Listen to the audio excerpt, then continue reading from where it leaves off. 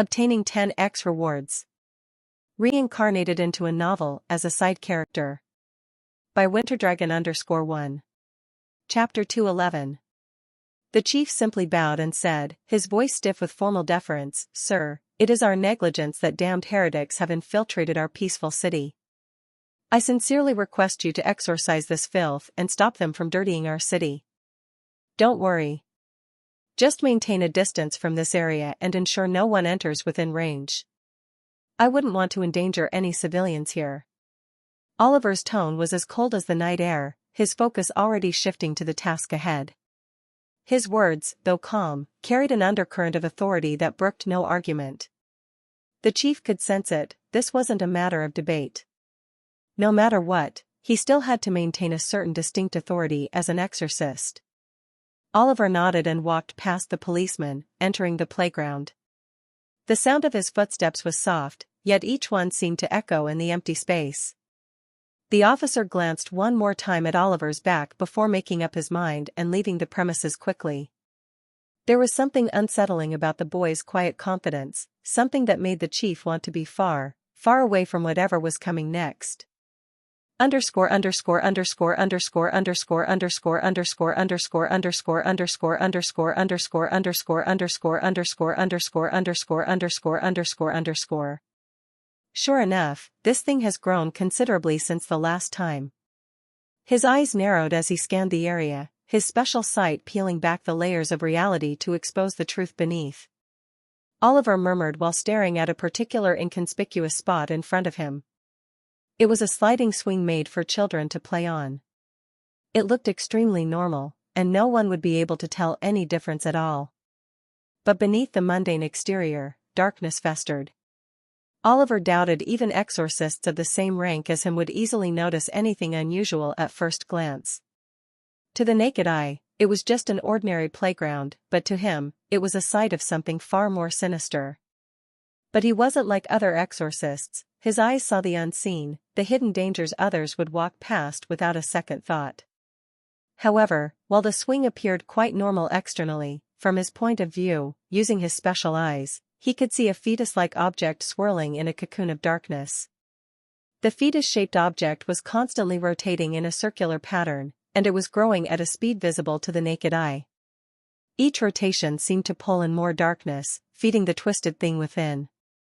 The changes were observable as more and more dark aspera flooded into the cocoon from a faraway source. Oliver narrowed his eyes further and observed a string of dark aspera attached to the swing. It pulsed like a living vein, carrying the taint from somewhere far beyond the playground. Shifting his line of sight, he noticed the string extending and shooting off to the east. His gaze followed it, his mind already calculating where it led and what awaited him at the end of that dark tether. From his research about the city layout earlier, he thought about the direction and felt it was close to where the majority of slums were located in the city. The pieces began to fall into place. He didn't need to guess much and was able to effortlessly connect the dots. It seemed that the heretics behind this whole stunt were hiding in the slums, controlling this thing from there. It wasn't just some random manifestation of evil, there was intent behind it, a guiding hand steering the dark aspera from afar. Oliver thought he could cut off the connection instantly using his own aspera but stopped himself from doing so. He wanted to know how deep the roots ran and how many heretics were running this little dark business in the city of normal civilians. There was more to uncover here. A mere exorcism wouldn't be enough, he needed to trace this back to the source. It was creepy how they had gone undetected so far. This city should have been frequented by traveling exorcists once in a while, but they hadn't found anything. It was only when the organization suspected that there was a chance of the emergence of an artifact that the mission was assigned and he was sent here. But now the matter didn't seem limited to a simple artifact anymore. There was something deeper at work here. Something far more dangerous than just a cursed playground. Badump. Badump. A loud heartbeat suddenly sounded in the silent playground. He paused as he looked back at the sliding swing, or more precisely, at the baby fetus-shaped thing that was growing even faster now. The darkness around it churned violently, as if it had sensed the approach of its final stage. Its speed of growth had accelerated for some reason. Are they finally going to release it? Oliver squinted as he observed the flow of dark aspera from the channel, which had also started to increase.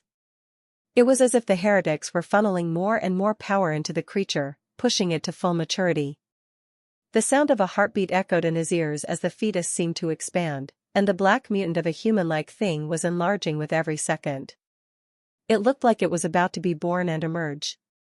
It was no longer just a presence lurking in the shadows, this thing was about to be born.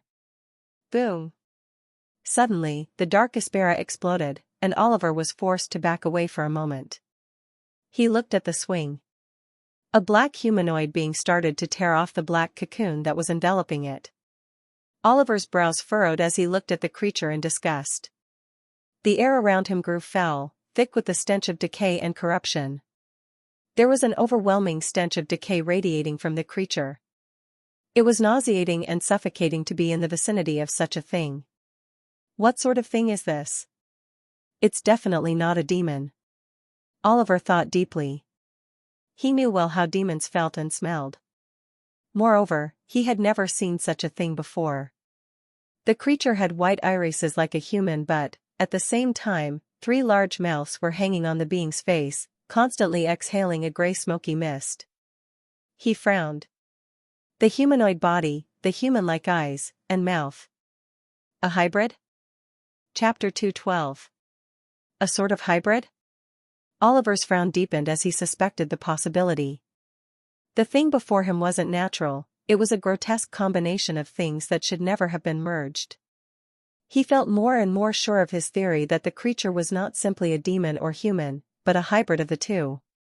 The heretics have an alchemist with them? He quickly realized that a heretic knowledgeable in alchemy was involved in this. This thing was a hybrid, a chimera. A monstrosity, crafted through dark science and forbidden rituals. He had read about them briefly from his tutor. These were imperfect dolls created with the aim of producing a being that possessed the powers and qualities of both humans and demons. An experiment to create a superior being above humans and demons. The heretics were trying to play God, and the result was standing right in front of him, a twisted abomination. This process was extremely sinister and demanded the lives of both demons and humans, a very serious criminal act in the society of exorcism. Such alchemists, who used these dark and sinister methods, were prime targets of the exorcist union. It was permitted to exorcise them on sight. This was how dangerous these people were, and now he had encountered such a thing, an abomination that should not exist. If Oliver remembered correctly, to create a hybrid, a lot of resources and sacrifices were needed, not to mention an environment for that hybrid to grow. So, this is what they've been planning. It looks like a deep plan they've been working on for a long time, too long. He didn't know many details about hybrids, and his knowledge was limited based on what he had been taught when he was younger. He was only told that this process was extremely cruel and frowned upon, even among demons, since it consumed many lives just to begin. And more lives were reaped to aid the growth process after its birth. This thing has clearly just been born, but the dark aspera radiating from its core is so overwhelming. No wonder such alchemists are hunted relentlessly. The number of lives consumed for this thing to be born must be significant. Oliver wasn't one to judge, but he still could not help but feel shocked. Looking at the creature tearing apart the cocoon, he felt goosebumps. His wasn't just a heretic's ploy, it was something far more insidious, and now it stood before him, growing stronger by the second.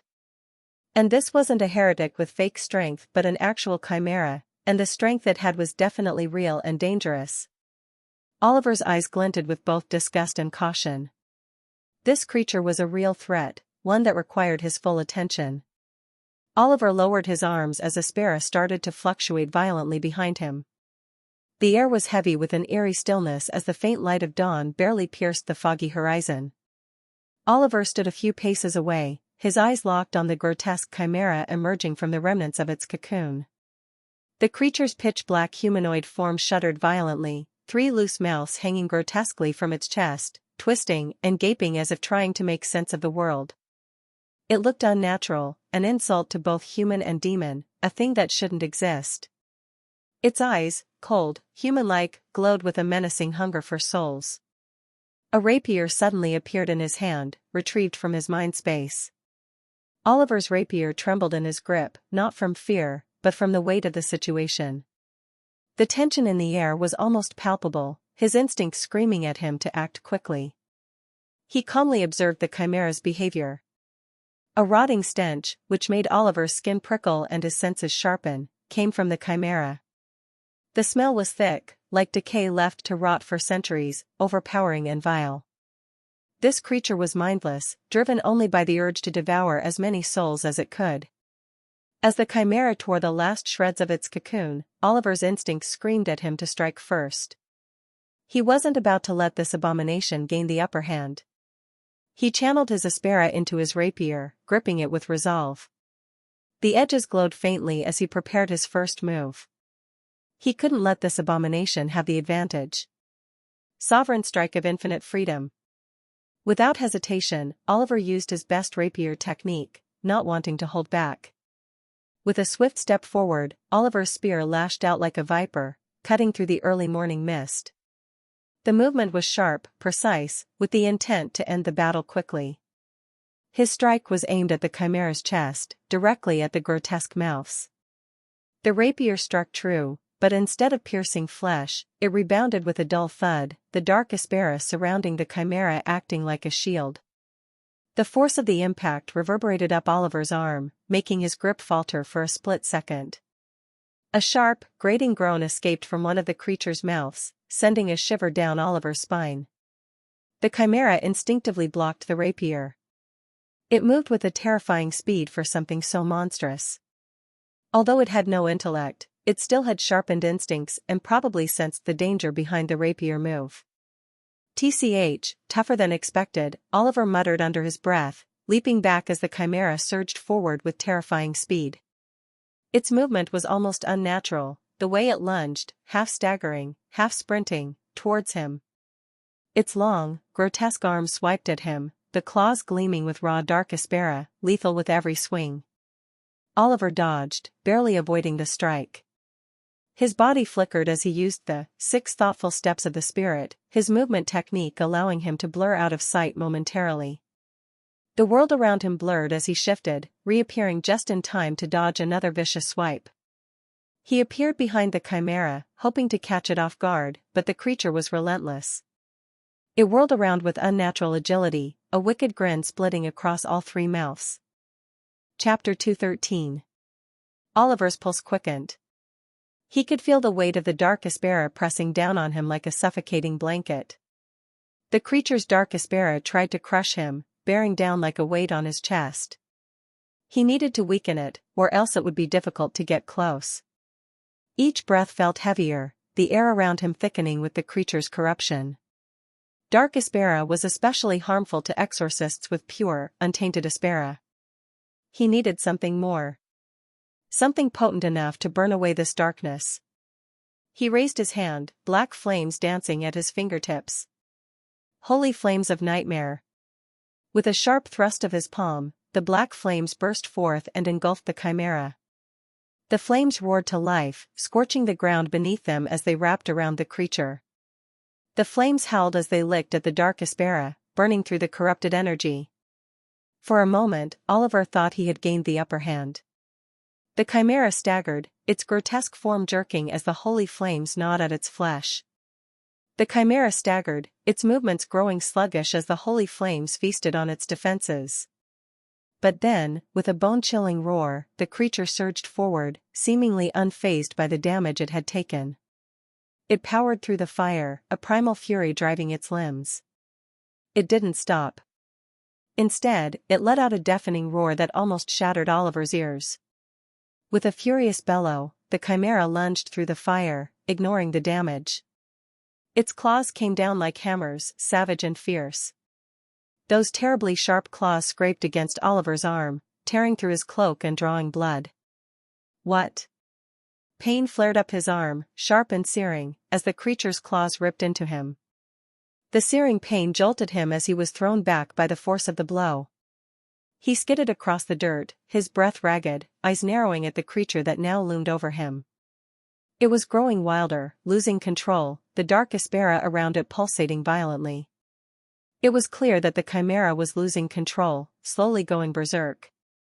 It didn't even bother healing itself, leaping into his flames without hesitation, catching him off guard for a moment. The chimera felt stronger than Jettia at this point, its power swelling as it absorbed more dark aspera from the environment. Dark aspera overflowed around it, shrouding the creature in a dense cloud of malevolent energy. The chimera lunged at him as Oliver rolled sideways, quickly trying to gain some distance between them. Its movements were erratic, but the raw strength behind each swipe was undeniable. The chimera let out a low howl as the holy flames of nightmare burned intensely on its body. Layers upon layers of dark aspera slowly smothered the flames until they were completely extinguished from the chimera's tough hide. "Damn it!" Oliver gasped, clutching his bleeding arm. His heart raced as he struggled to catch his breath. The chimera was relentless, and it was getting stronger, feeding off the dark aspera in the air.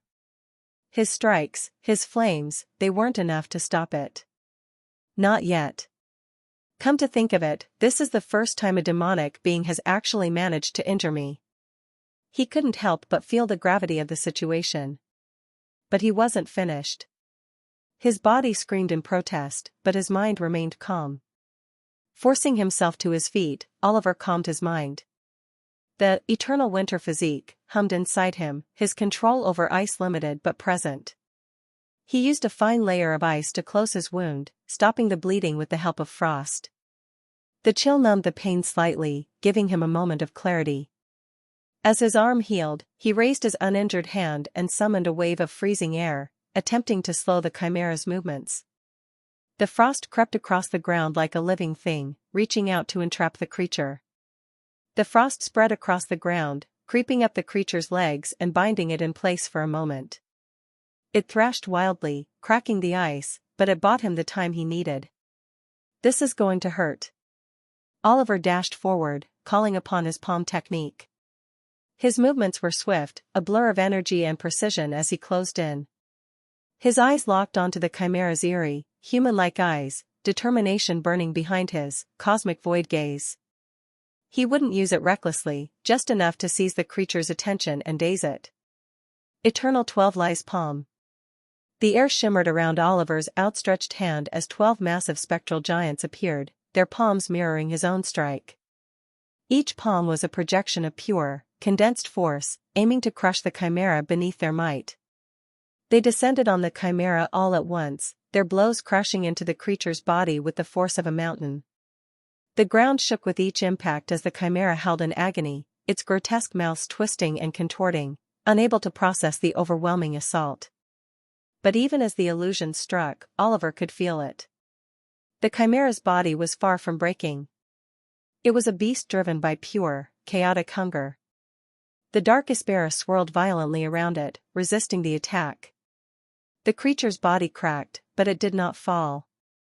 A piercing shriek escaped the chimera's mouth as it curled its body to avoid the assault and minimize the damage. Its survival instincts were still intact, impressive for something so twisted. Even without intellect, it knew how to do such things, which impressed Oliver to some extent. Oliver staggered back, panting, sweat dripping from his brow. He had used too much aspera already. His energy reserves were draining faster than he anticipated. It was most likely due to the excessive dark aspera clouding his surroundings. Had there been another rank 1 exorcist in his place, they would have long since drained their aspera and become the chimera's breakfast. "I can't keep up this pace forever," he muttered, glaring at the creature as it rose from the aftermath of the palm strikes. Its eyes blazed with an unholy rage, its body pulsating with malevolent energy. Its eyes burned with rage, the dark aspera around it swelling with malevolent energy. It was more ferocious now, the damage only making it more dangerous. Even without intelligence, the chimera already viewed him as a huge threat to its own existence, and its desire to kill surged even more. But did Oliver care? Chapter 214. Oliver didn't care about that. He and the chimera were already locked in a battle to the death, and the situation would only be resolved once one of them was finished. The air around them buzzed with tension, a silent acknowledgement that only one would walk away from this fight. Water condensed at his fingertips, swirling into form with practiced precision. It gathered in his palms, stretching slowly and shaping itself into a long, thin, translucent blue blade. The water moved within the blade even as he held it. It rippled like liquid caught in suspended time, shimmering under the faint light of dawn. The blade was a pressurized hydraulic water weapon that Oliver had developed while training in the water chamber. It wasn't just water, it was destruction in liquid form, honed to a razor's edge. Water at high pressure can be sharp enough to cut through the toughest metals, and the blade was inspired by that principle, focused on sharpness and precision. Using quick movements, Oliver appeared before the chimera, and before the creature could react, he sliced forward with the hydraulic blade in a swift motion. The chimera's reaction was too slow. The blade hummed as it sliced through the air. The blade was a blur as it cut through the air, aimed with deadly precision. The blade cut through the air as it reached the chimera, which instinctively tried to block the sword with its long arms. Splatter! The chimera paused, stunned, as it looked down at where its long arm should have been, only to find a half-sliced elbow, cleanly severed. Blood oozed from the clean cut, dark and viscous, as the creature let out a gurgling howl of pain. It clutched the stump of its arm, its grotesque mouth twitching in agony. It took a moment before sharp pain assaulted the senses of the dark chimera, making it recoil in fear and indignation as it looked at Oliver with wary eyes and a hint of fear. The chimera's body, which it thought was unbreakable and its greatest weapon, had been sliced apart flawlessly by the mysterious watery blade, as if slicing butter with a hot knife. Its confidence shattered, replaced by a creeping, primal terror. The chimera's entire body started to shake violently as it looked at Oliver. The moment it looked into Oliver's eyes, an unprecedented fear suddenly enveloped its whole being. Two eyes as vast as the sky itself seemed to be gazing down at it in that moment, just the mere gaze weighed down as if thousands of mountains were raining from above. The hybrid's body shook violently as it followed the closest instinct it could muster in the situation. Escape. Its mind might not have realized it, but the hybrid's tough, earlier indestructible body had realized one fact. Oliver's presence was life-threatening. Those eyes held something ominous that gave birth to a primal feeling within its body. It was not just fear, it was the deep, gut-wrenching knowledge of impending doom. It was something that could not be explained in words but was unmistakably present. Trying to run away? Oliver frowned, and his feet blurred into motion. Using his only movement technique, he gave chase to the chimera. The ground blurred beneath him as he closed the distance, relentless. No matter what, he could not let the hybrid enter the town. He had to confine it here at any cost and then exorcise it. If the hybrid started attacking civilians, not only would it quickly grow stronger, but it would also cause a massive commotion, and his mission might become very difficult. Not only that, but his presence could also become known to his clan and to others far and wide, which would put a firm end to all his future plans. Everything he had worked for would unravel in an instant. He could not allow that at any cost. Although the chimera's physical strength was beyond what a rank 1 exorcist could compete with, it was not an issue for Oliver. With his own absurd strength, keeping up with the chimera was easy. Swish! The hydraulic blade moved again as a terrifying wave of water swept over the chimera's entire body, leaving multiple blade marks. Each cut was precise, designed to disable, not kill. Vicious green, mucus-like blood started to pour like a fountain from those sharp wounds. The hybrid hissed painfully as it fearfully ran in any direction, just to get away from Oliver, who was tailing it like a wild beast. It was almost comical how their roles had reversed at this moment. The chimera, a dark beast that should have been chasing after the prey, was now being relentlessly pursued by that very prey. The hunter had become the hunted. Humph! Oliver snorted as the chimera tried its best to dodge and make him lose its trail. It was desperate, but no amount of frantic running would save it now. Their figures turned into small lights as they clashed against each other in the playground. The sun was slowly starting to rise, and the area was brightening. The playground had suffered clear marks of destruction from the battle between two supernatural forces. Everything was vivid and fresh. Clang! A loud sound echoed in the quiet morning as Oliver once again sliced off the chimera's limb, this time its left leg.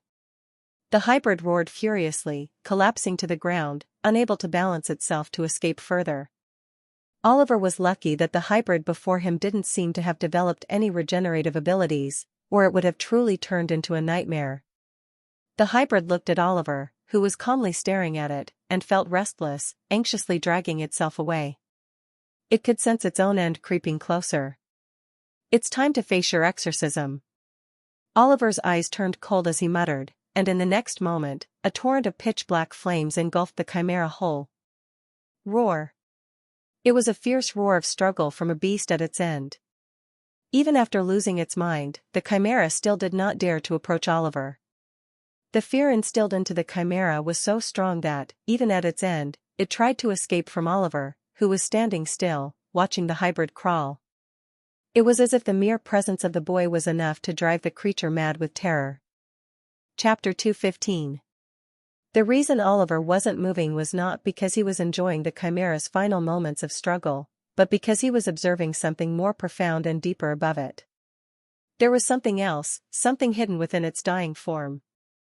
His eyes shone with a mysterious light as he looked at the thousands of blurry gray wisps of light that were leaving or breaking out of the chimera's body as it withered away in the holy flames of nightmare. Are these the souls of the deceased? Oliver looked intently at the cluster of gray wisps. He didn't know beforehand what they were, but his intuition told him exactly what they were. The hybrid was a being made with the help of other souls, so it wasn't hard for him to guess what those clusters of light were. As the chimera reached its end, the souls were released from the confines of its body. The dark alchemists used sinister methods to stitch souls into the chimera's body so they could no longer escape, forcing them to suffer eternally while serving as fuel for the hybrid indefinitely. It was a fate worse than death, a torment beyond comprehension. They sacrificed a lot of people. How did they manage to go unnoticed for so long? Did they collect souls from somewhere else before arriving here? Oliver had many speculations about the matter, but at the moment, he was more focused on the souls of the deceased floating in the air. They seemed lost, wandering without purpose, tethered to this world by the violence of their deaths. They gave him a strong feeling of resemblance to the spirits he encountered when training under Sigfur. The difference was that the spirits were colorful and denser compared to the monotonous souls here. "Sigh, what a mess," he said to himself. "I can't let this huge number of souls disperse into the atmosphere." From a novel he had read, he knew that letting out this many souls in raw form would cause them to become contaminated, turning into wild ghosts that would create chaos. It would be a terrible outcome for everyone involved later. Usually, there were certain exorcism techniques that could allow souls to leave peacefully without turning malevolent. However, the issue was that he didn't know any such techniques. In the novel, these techniques were taught at the institute. But he wasn't in a novel, and this wasn't the time to worry about things he couldn't control. He was also in no position to let the souls roam freely like this. A certain look appeared in his eyes as he remembered what happened when he was summoned to the partial spirit world. At that time, his abyss energy had gotten a certain boost. The memory flickered in his mind, bringing with it a strange mix of temptation and hesitation. Well, would he become a cannibal if he did the same thing to the souls here? This. He became a little flustered at the thought. He had to do something about the situation, and his options were limited to just one. "I am sorry, my human fellows, or maybe some demon fellows who got mixed up in this cluster. I must do this for the sake of world peace."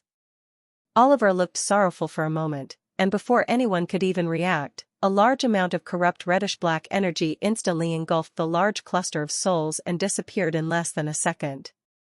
He had used a little of his abyss energy earlier and could feel a strong boost to his initially low reserves. However, it wasn't as significant as the time when he consumed the partial spirits. It felt different, weaker somehow, like the souls were lacking something. Well, it made sense since most of these souls belonged to powerless humans. Wait, I won't be called a killer now, right? He frowned and quickly shook off the useless thoughts. What's done was done. There was no undoing it now. It's all for the greater good, he told himself as he watched the chimera's body completely extinguish, and the dark Aspera thread connected to it suddenly broke. It meant that the control and connection with the heretics had been destroyed. Now then, what should I do? He looked thoughtful as he stared at the sky for a moment before deciding on his next action. The morning light was starting to creep into the horizon, but his task was far from over. He noticed the faint trail of dark Aspera, as thin as a thread, extending into the sky. He glanced at the chimera, or what remained of it, and saw something that caught his eye on its body. Without a second thought, he stored the hybrid's remains in his mind space. He felt a large amount of space being taken up by this sudden action. He was still not proficient in using abyss energy, and his level of abyss energy was still too low.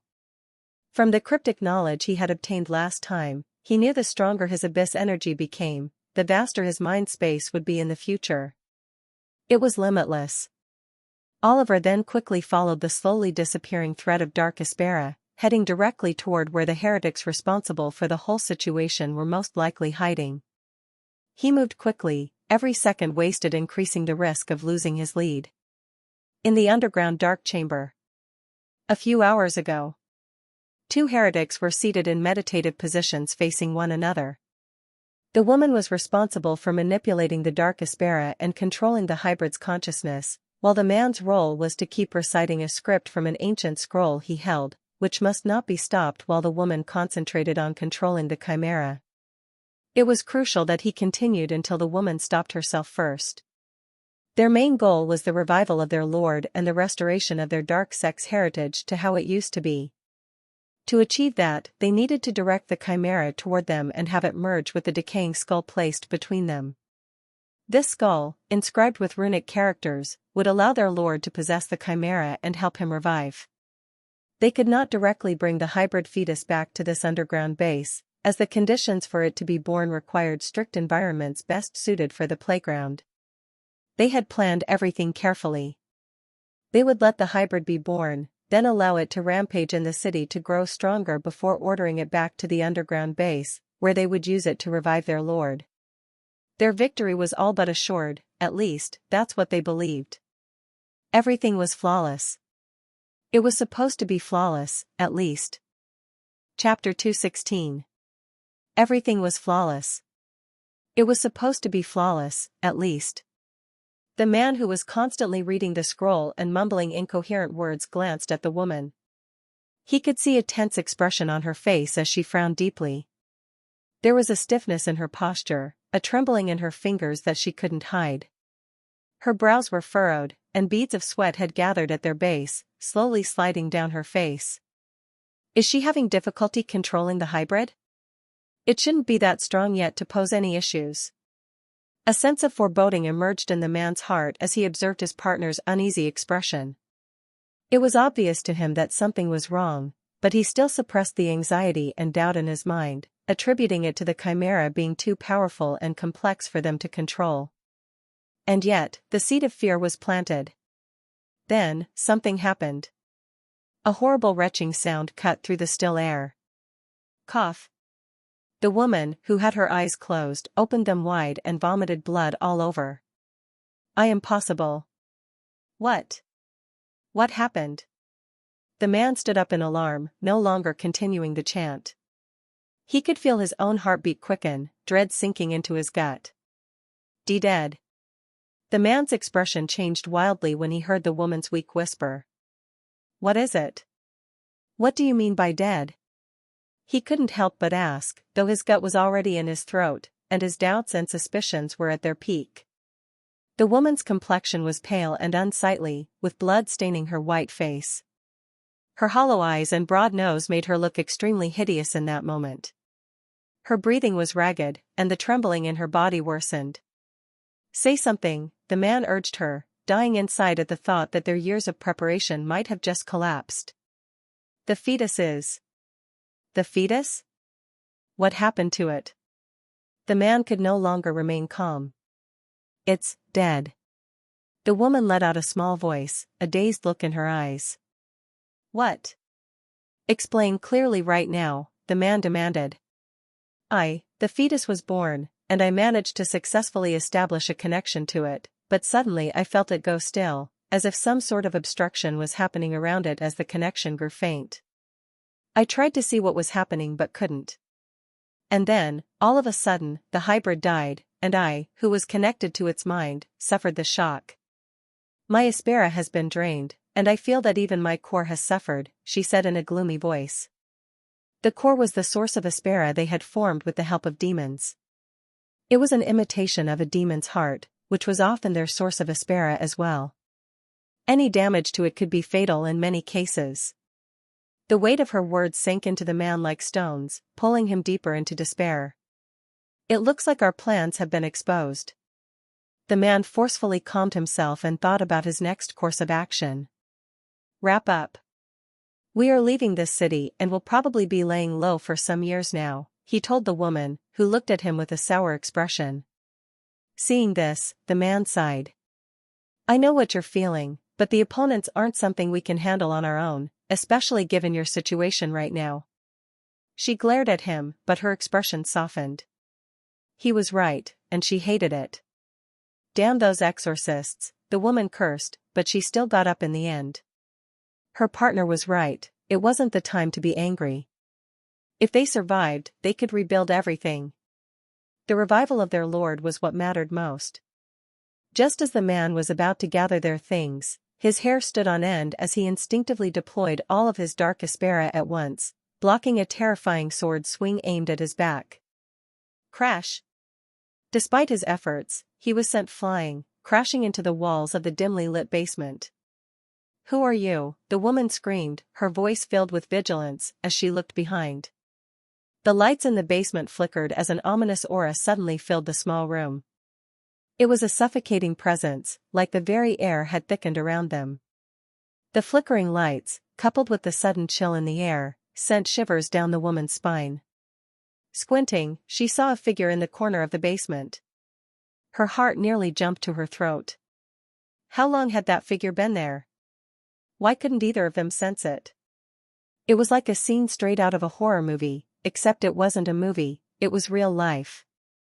As the light flickered more, the woman made out the sight of gleaming white hair, and a voice stirred her heart with tension. Interesting strategy.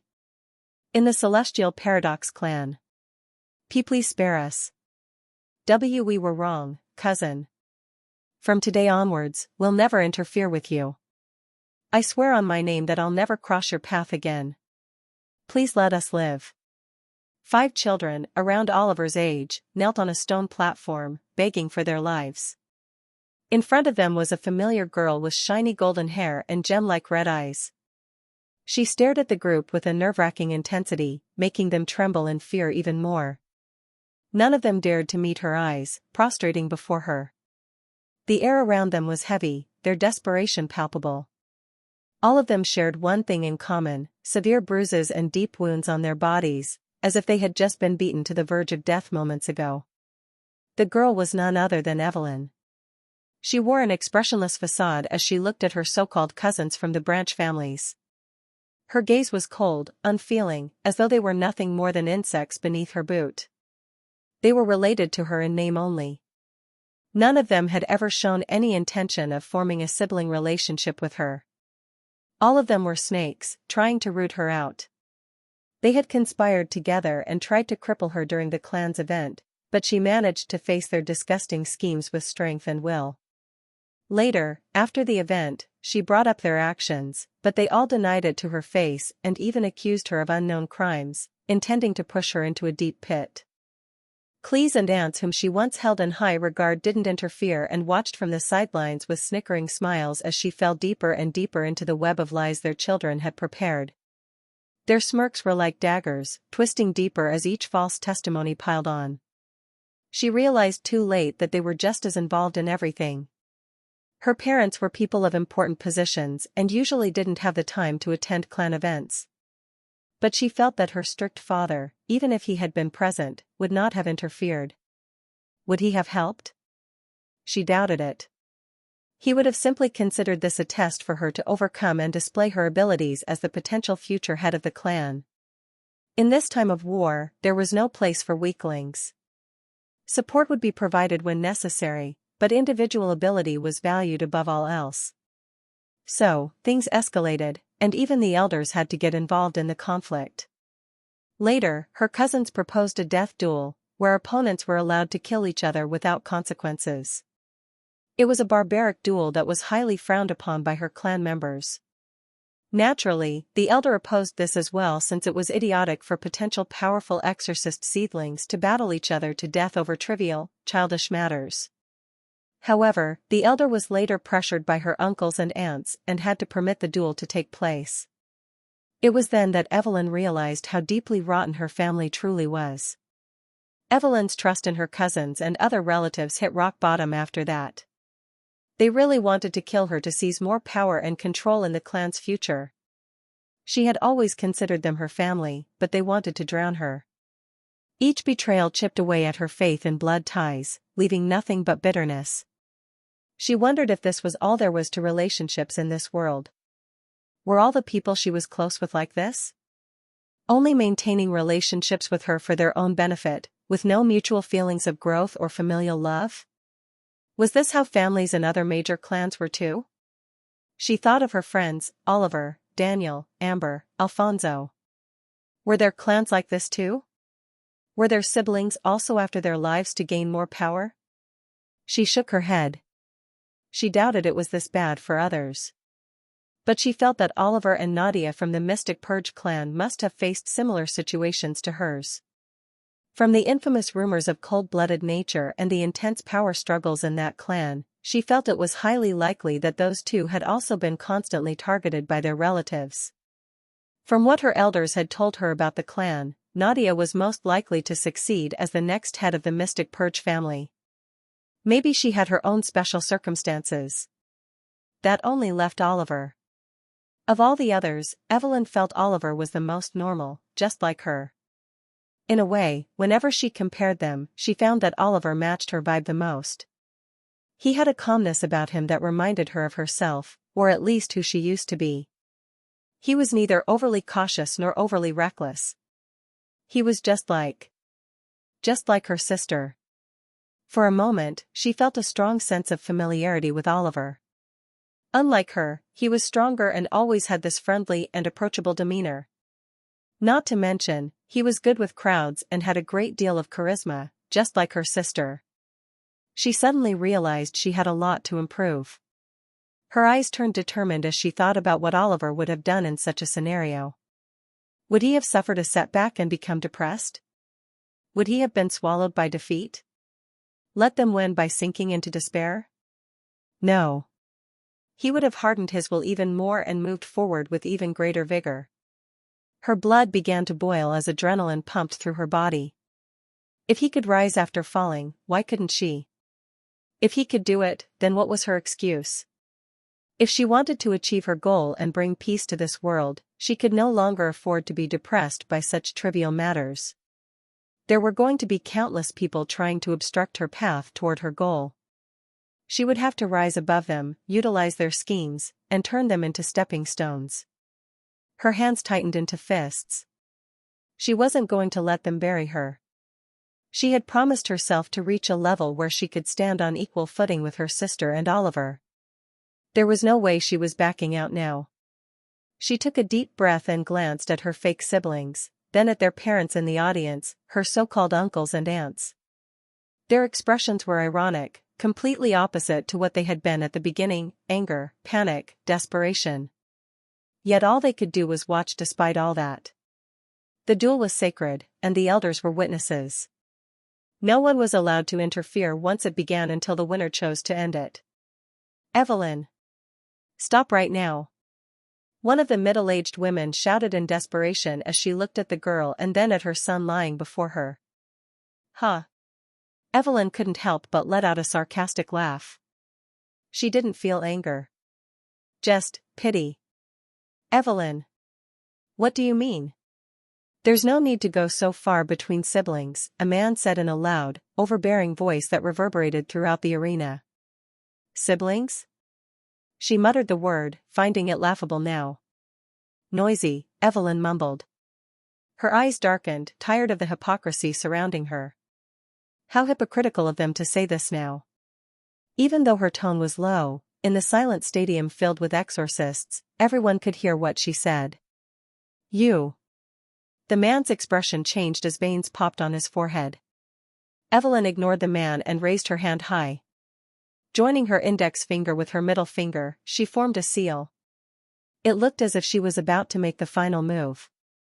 But suddenly, the winds in the arena intensified, and a rumbling sound filled the stadium. It was as if an earthquake was happening. The sky seemed to darken, the atmosphere shifting as something ancient and powerful stirred. Evelyn was also distracted by this unexpected event. Then, a very old and aged voice sounded in the arena, making everyone tremble. Stop. Chapter 218.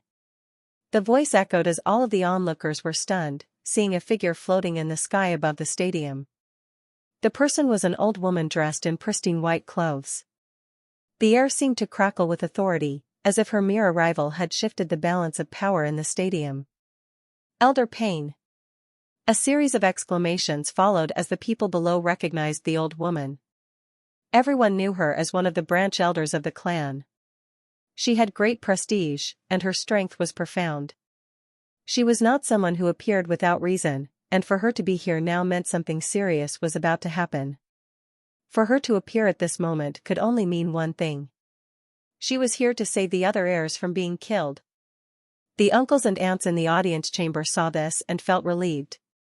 Now that the elder had interfered, they believed they would not have to suffer much longer. Relief washed over them like a tidal wave. Finally, their children would be spared from Evelyn's wrath.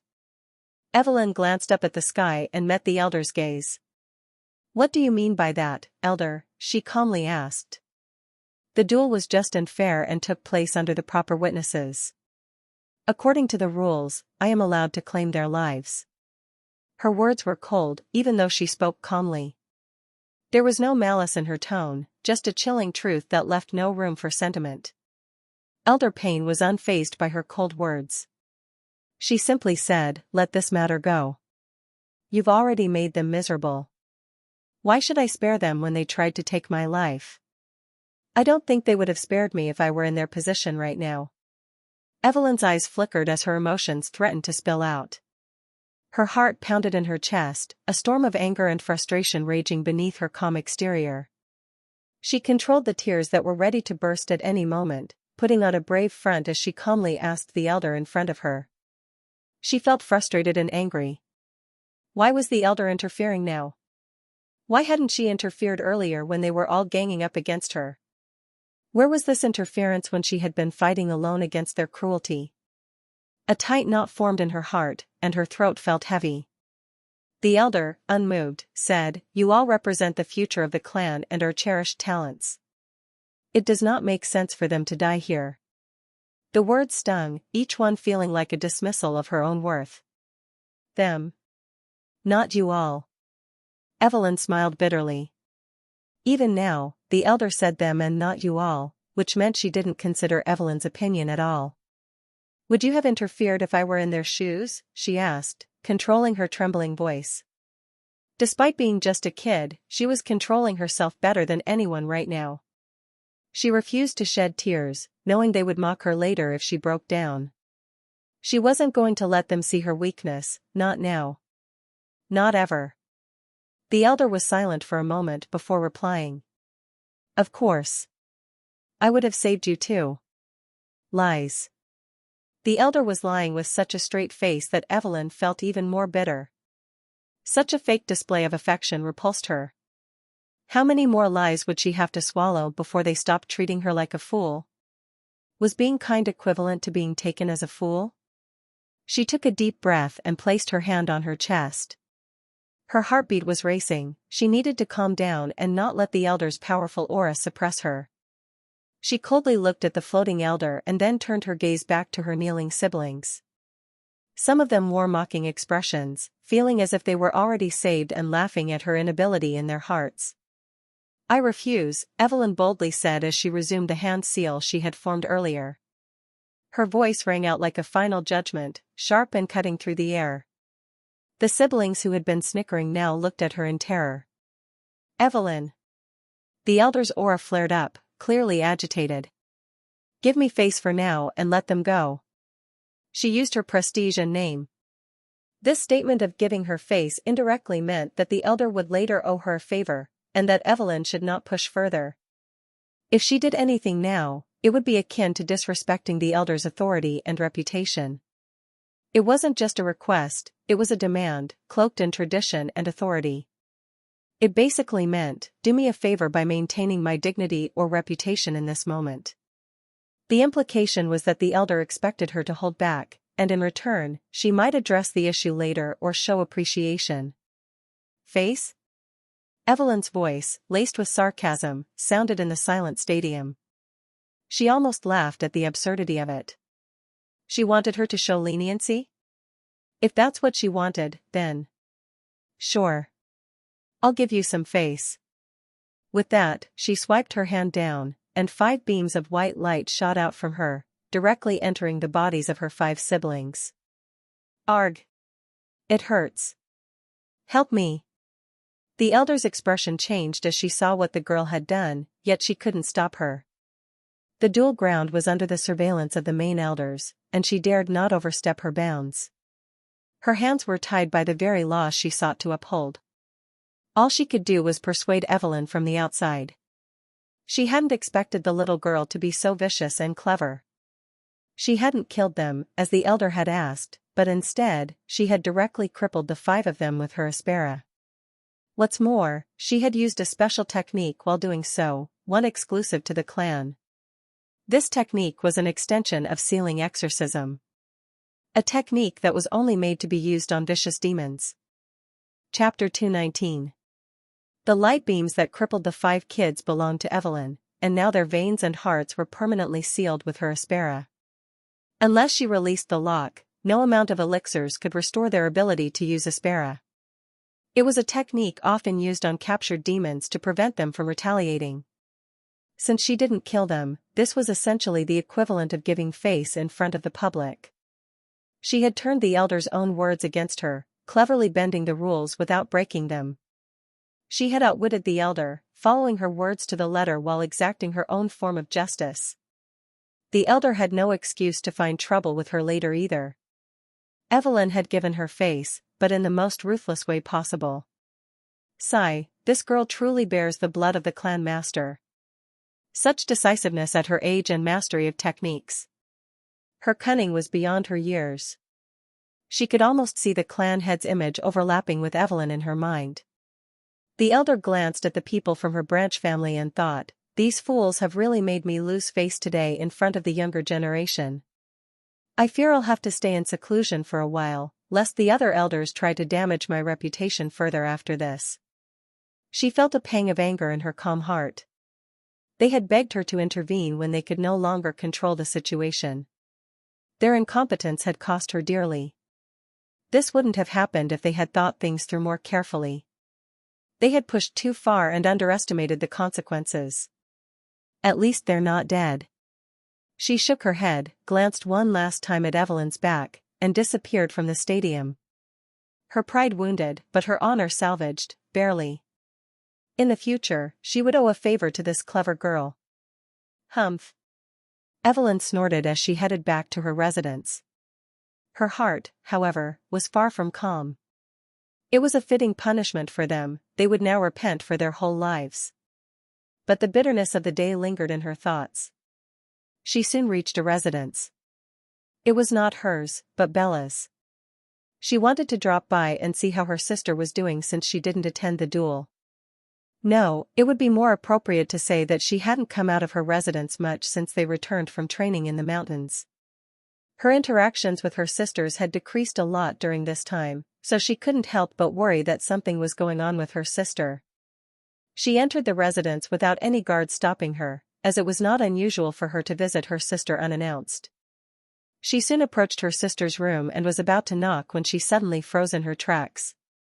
Her hand was suspended mid-air as she heard something from behind the door. Her heart pounded in her chest.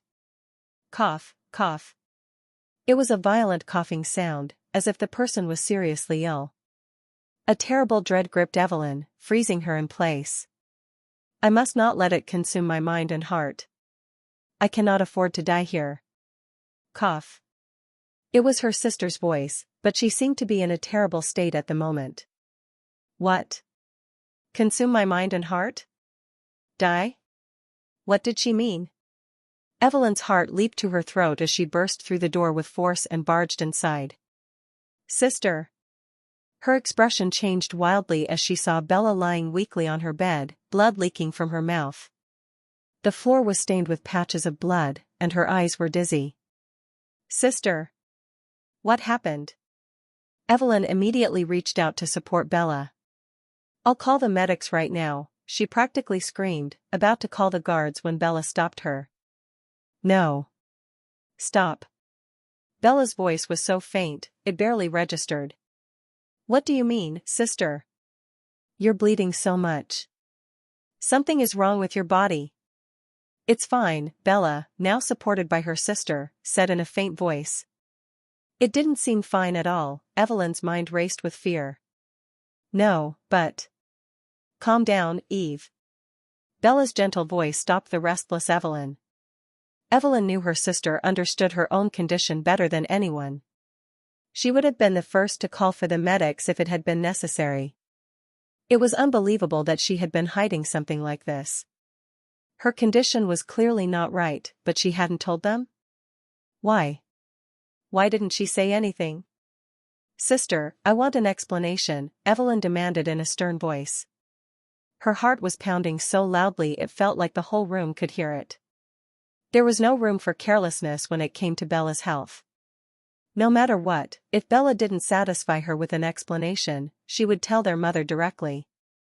Bella looked helpless as she gazed at her sister's resolute expression, knowing she couldn't brush this matter aside or make any excuses. Evelyn cared deeply for her and wouldn't hesitate to do whatever she could for her health.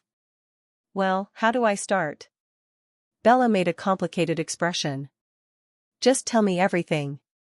It's not like we'll judge you, Evelyn said in a soft voice, comforting Bella. Her heart softened, but the anxiety still gripped her tightly. I was diagnosed with MCS. Huh? Evelyn wore a blank expression as she asked, Sister, what is that? Magnetic convergence syndrome. Bella sighed as she looked at her sister's confused face and began to explain slowly. MCS is a rare and dangerous affliction that affects individuals with magnetism as their prime element. There's a reason why so few people have magnetism as their primary element. Teacher Allison had taken me to her friend, who also shared the same element as me. But upon reaching there, we were informed of this syndrome. Bella took a deep breath and continued. Each word felt heavier than the last.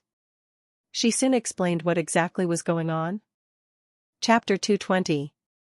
This is a rare problem that only affects individuals with the magnetism element, and even among them, it's particularly concerning for those with stronger affinities. Over time, their internal magnetic field grows unstable, gradually attracting and binding ferromagnetic materials, iron, nickel, cobalt, etc., from the environment, which damages them internally in later stages. The person examined my condition and quickly realized that I was already close to the last stage. But I hadn't suffered or shown any symptoms before, and the person said it was due to my expertise in controlling the element. In a way, my talent became my curse when I learned the reason. Bella's words hung heavy in the air. The weight of her condition pressed down on them both, as if the very atmosphere had thickened. She whispered in a low tone, appearing sorrowful and a bit dejected. Evelyn stared at her sister, speechless. Her chest felt tight, as if the weight of Bella's words was crushing her. Evelyn was shocked after hearing all this information for the first time in her life. She hadn't even realized that her sister had been suffering through such things for so long. How could I not have noticed? How did I not see this? How could I not know? Then these symptoms, why did they appear only now? She couldn't help but ask Bella. Well, the person helped me suppress it to some extent, or more like put a temporary solution to the problem, which led to my worsening condition. Otherwise, I would have been completely unaware until the very end. Although the condition was suppressed, it has been raging even more lately. raging, like a storm inside her that had been kept at bay, but now it was breaking free. Sister. Evelyn bit her lip, feeling her sister's predicament. She could not understand why her sister, who was usually so energetic and cheerful, would suddenly lock herself in her room. I heard you talking about dying earlier. Is this really that serious? She asked. Bella nodded and explained, normally, there are a few stages in this condition. For those lucky enough, their symptoms quickly show up in the beginning stages. It usually involves disrupting the surroundings, attracting metals and machinery to the individual, making daily life a hell. You know, it can be painful or even dangerous if large objects are drawn towards them. Metal fragments may embed in their skin, causing injuries. But you. Evelyn paused, her meaning clear as day. Didn't I tell you? Bella smiled wryly. According to teacher, I was so adept at controlling the element that I never experienced such a thing. Evelyn's heart ached at that. Bella's talent, once a source of pride, had betrayed her in the most cruel way. What about the later stages? Evelyn asked. Well, in the later stages, the body's magnetic field itself starts affecting the normal functions of the organs, especially the heart, which operates through electrical signals, Bella replied. The heart works using electrical signals? What does that mean, sister? Is there electricity in your body? Evelyn couldn't help but feel confused. It was natural, she was still not mature enough to understand such complex stuff, no matter how talented she was. Bella shook her head. I didn't know much either. I simply asked the person, and they explained a few things. Apparently, electrical signals have a different meaning than literal electricity in the context of human bodies. I could try to explain it to you, but it's better for you to first study the basics. I only know this much thanks to the person explaining my condition in detail. You're right. We should be aware of what's going on with our bodies as deeply as possible. Bella smiled. So that's the gist.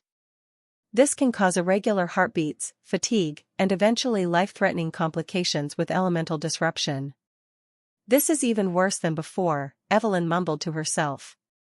She realized how serious her sister's condition had become. Bella was literally hanging between life and death at this moment.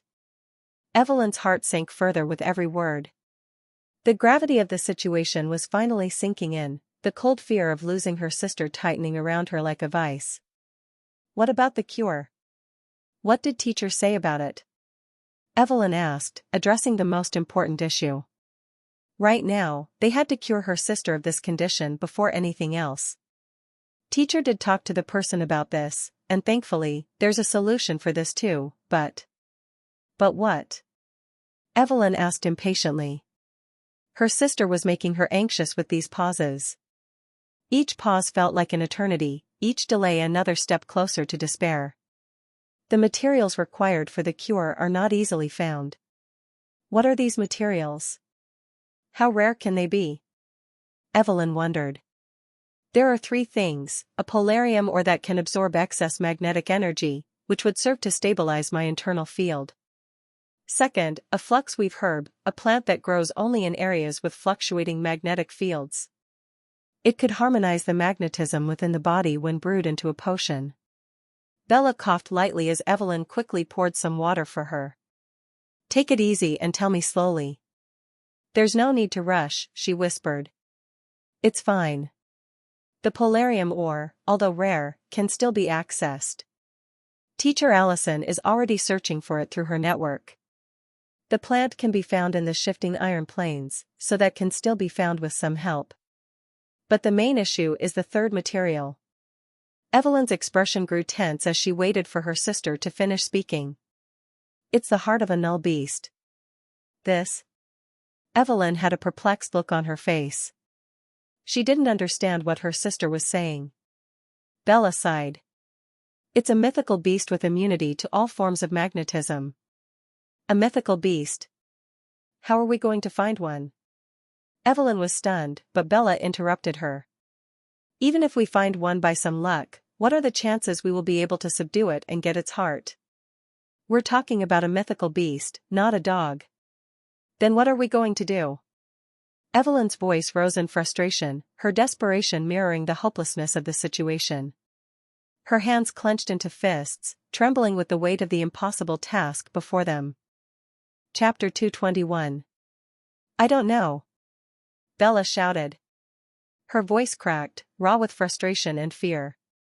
She froze, realizing there was no need to yell at her sister, who was only looking out for her. I'm sorry. She quickly apologized. I don't know, I'm just as confused as you. Her voice softened, guilt swelling in her chest. She felt guilty for yelling at Evelyn, despite the fact that the latter was worried sick for her. No, it's my fault for pressing you so much. I should have known better. Evelyn quickly comforted her sister as she pulled her into a hug. The warmth of the hug calmed Bella's nerves a little, but the weight of her situation remained heavy in the air between them. Don't worry. Teacher Allison is currently searching for the materials on her own. It was also due to this whole situation that she wasn't there when you guys were attacked by heretics. In a way, I was also responsible for putting your lives in danger. If not for me, teacher would have been there, and you all wouldn't have had to suffer like that. No. It has nothing to do with you. Those heretics were planning to spread chaos anyway. And I don't think any of us would ever blame you. Besides, sister, you probably don't know, but Oliver is really strong. He even led us all calmly without flinching in fear. Even I was anxious at that time. Bella's eyes softened as Evelyn spoke. Hearing about Oliver brought a faint smile to her lips, easing the tension between them. Evelyn talked a lot about what had happened back then, and Bella smiled as the mood lightened. Sister, I think we should tell Mom and Dad about this. They can surely help us get the heart of a null beast. Evelyn suggested. Her voice was full of hope, clinging to the belief that their powerful family could find a solution. No. Bella shook her head. It will be my last resort. I want to trust teacher, and you are not going to talk about it with anyone. But sister, why? Evelyn. Bella firmly called out to her. I want you to promise me this. You are not going to say a single word to Mom or Dad. I trusted you and told you everything. Promise me? Evelyn hesitated, her chest tightening. Evelyn felt conflicted. She couldn't help but feel puzzled, thinking her sister was being careless. Their clan surely had better networks and a huge number of exorcists. If they wanted to, they could surely find a null beast. So why was her sister being like this? Why was she so stubborn? She didn't know what to do. Looking at her sister's firm expression and desperate eyes, she finally said, Fine, but the moment I feel your condition has worsened any further, or if teacher takes too long, then I will tell the clan without even asking you. All right. Bella nodded and gently patted her head. Evelyn didn't say much afterward, and after spending some time with her sister, she, too, returned to her residence. Her mind was a storm of thoughts as she left, frustration and determination swirling together. Sister, don't worry. Even if I can't tell Mom and Dad, I will get those materials for you. Her eyes were determined. She was prepared to get those materials for her sister, even if she had to roam the entire world for them. But doubt gnawed at her mind. But she couldn't help but bite her lip, a habit she had whenever she was frustrated or emotional, as she thought about her own helplessness. She had the divine light element as her primary element, an element also known to be the ultimate cure for any illness. Yet, she was unable to heal her own sister. The irony of her situation stung like a wound. This wasn't because the element of light was lacking but rather because her control and expertise over the element were what truly lacked. Had she mastered her element more, maybe she would have been able to ease her sister's worries without relying on external materials like this. The bitterness of her inadequacy gnawed at her, but she pushed it aside, focusing instead on what she could do. Why was her sister hiding her condition from their parents? She had a bold guess. Her sister, being the most talented of her generation, was someone everyone looked up to. She had to maintain an image that represented not only herself but also the entire clan. She was burdened by the weight of the expectations that came with being one of the main heirs of such a prestigious clan. People even referred to her as the next clan master, the future clan head, the most talented, and so on. She was famed for her rare element of magnetism in the clan. It was expected of her to prove her mastery and strength over this rare element. In the eyes of such people, revealing this condition would be admitting to a personal failure, which could jeopardize her position as an heir and damage the reputation of their family as well. Despite knowing that the clan would offer help, her sister's pride and desire to live up to the clan's high standards drove her to handle the situation alone. Bella was ready to bear it all alone. Furthermore, there was the underlying fear of disappointing her family. As an heir, much was expected of her, and she didn't want to appear weak or in need of saving. Her pride was as strong as her element. She wanted to prove that she could conquer the challenges tied to her unique abilities without relying on the clan's intervention, believing that if she solved this problem independently, it would solidify her worthiness as an heir. Evelyn personally felt that this wasn't necessary. Was her life more important than her reputation as the clan heir? Why did her sister care about other people's opinions? Would it diminish her value? No, definitely not. The faster she healed, the quicker she could become stronger. Or, maybe it was nothing like that, and her sister simply felt that the attention and resources of the clan should remain focused on larger, more important concerns, such as dealing with demons? Her condition, though serious, might not seem as pressing compared to the threats demons posed. Evelyn's thoughts churned, but one thing was clear: her sister wouldn't suffer. Not on her watch. As long as she was alive, she would make sure that nothing ever happened to the people she cherished. At that moment, unknown to Evelyn, her body was shrouded in a glowing white divine light. It was as if the stars were acknowledging the resolve she had taken and giving her the power to back up the resolve she had made. Chapter 222. Arg! You bastard, who are you? The woman cursed as she clutched her left arm, or rather, where her left arm was supposed to be. All that remained was a bloody stump. Standing in front of her was Oliver in clean clothes, his expression calm and indifferent, devoid of any blood. It was as if he was an untouchable angel that mortals like her could not taint. In his hand was a hydraulic blade that seemed to contain water moving at high intensity, its surface shimmering with a deadly gleam. He looked coldly at the woman and said, "Can't you see?" He pointed the blade at her. "I am an exorcist." Suddenly, another voice came from the corner of the room. A man kneeling and huffing, his forehead bleeding, said, "That white hair, those eyes that seem inhuman and human at the same moment, are you, from the Mystic Purge clan?" "Indeed, I am an heir to the Mystic Purge clan," Oliver completed the sentence, his voice steady and matter-of-fact. The woman's and man's pupils dilated at that moment. Their suspicions were finally confirmed. They already had an inkling of where this monstrous child came from, and now their doubts were affirmed. A main heir of the infamous Mystic Purge clan, the clan known to be the bane of all demons. Their luck must be either too good or too bad to encounter such an entity in a place like this backwater city.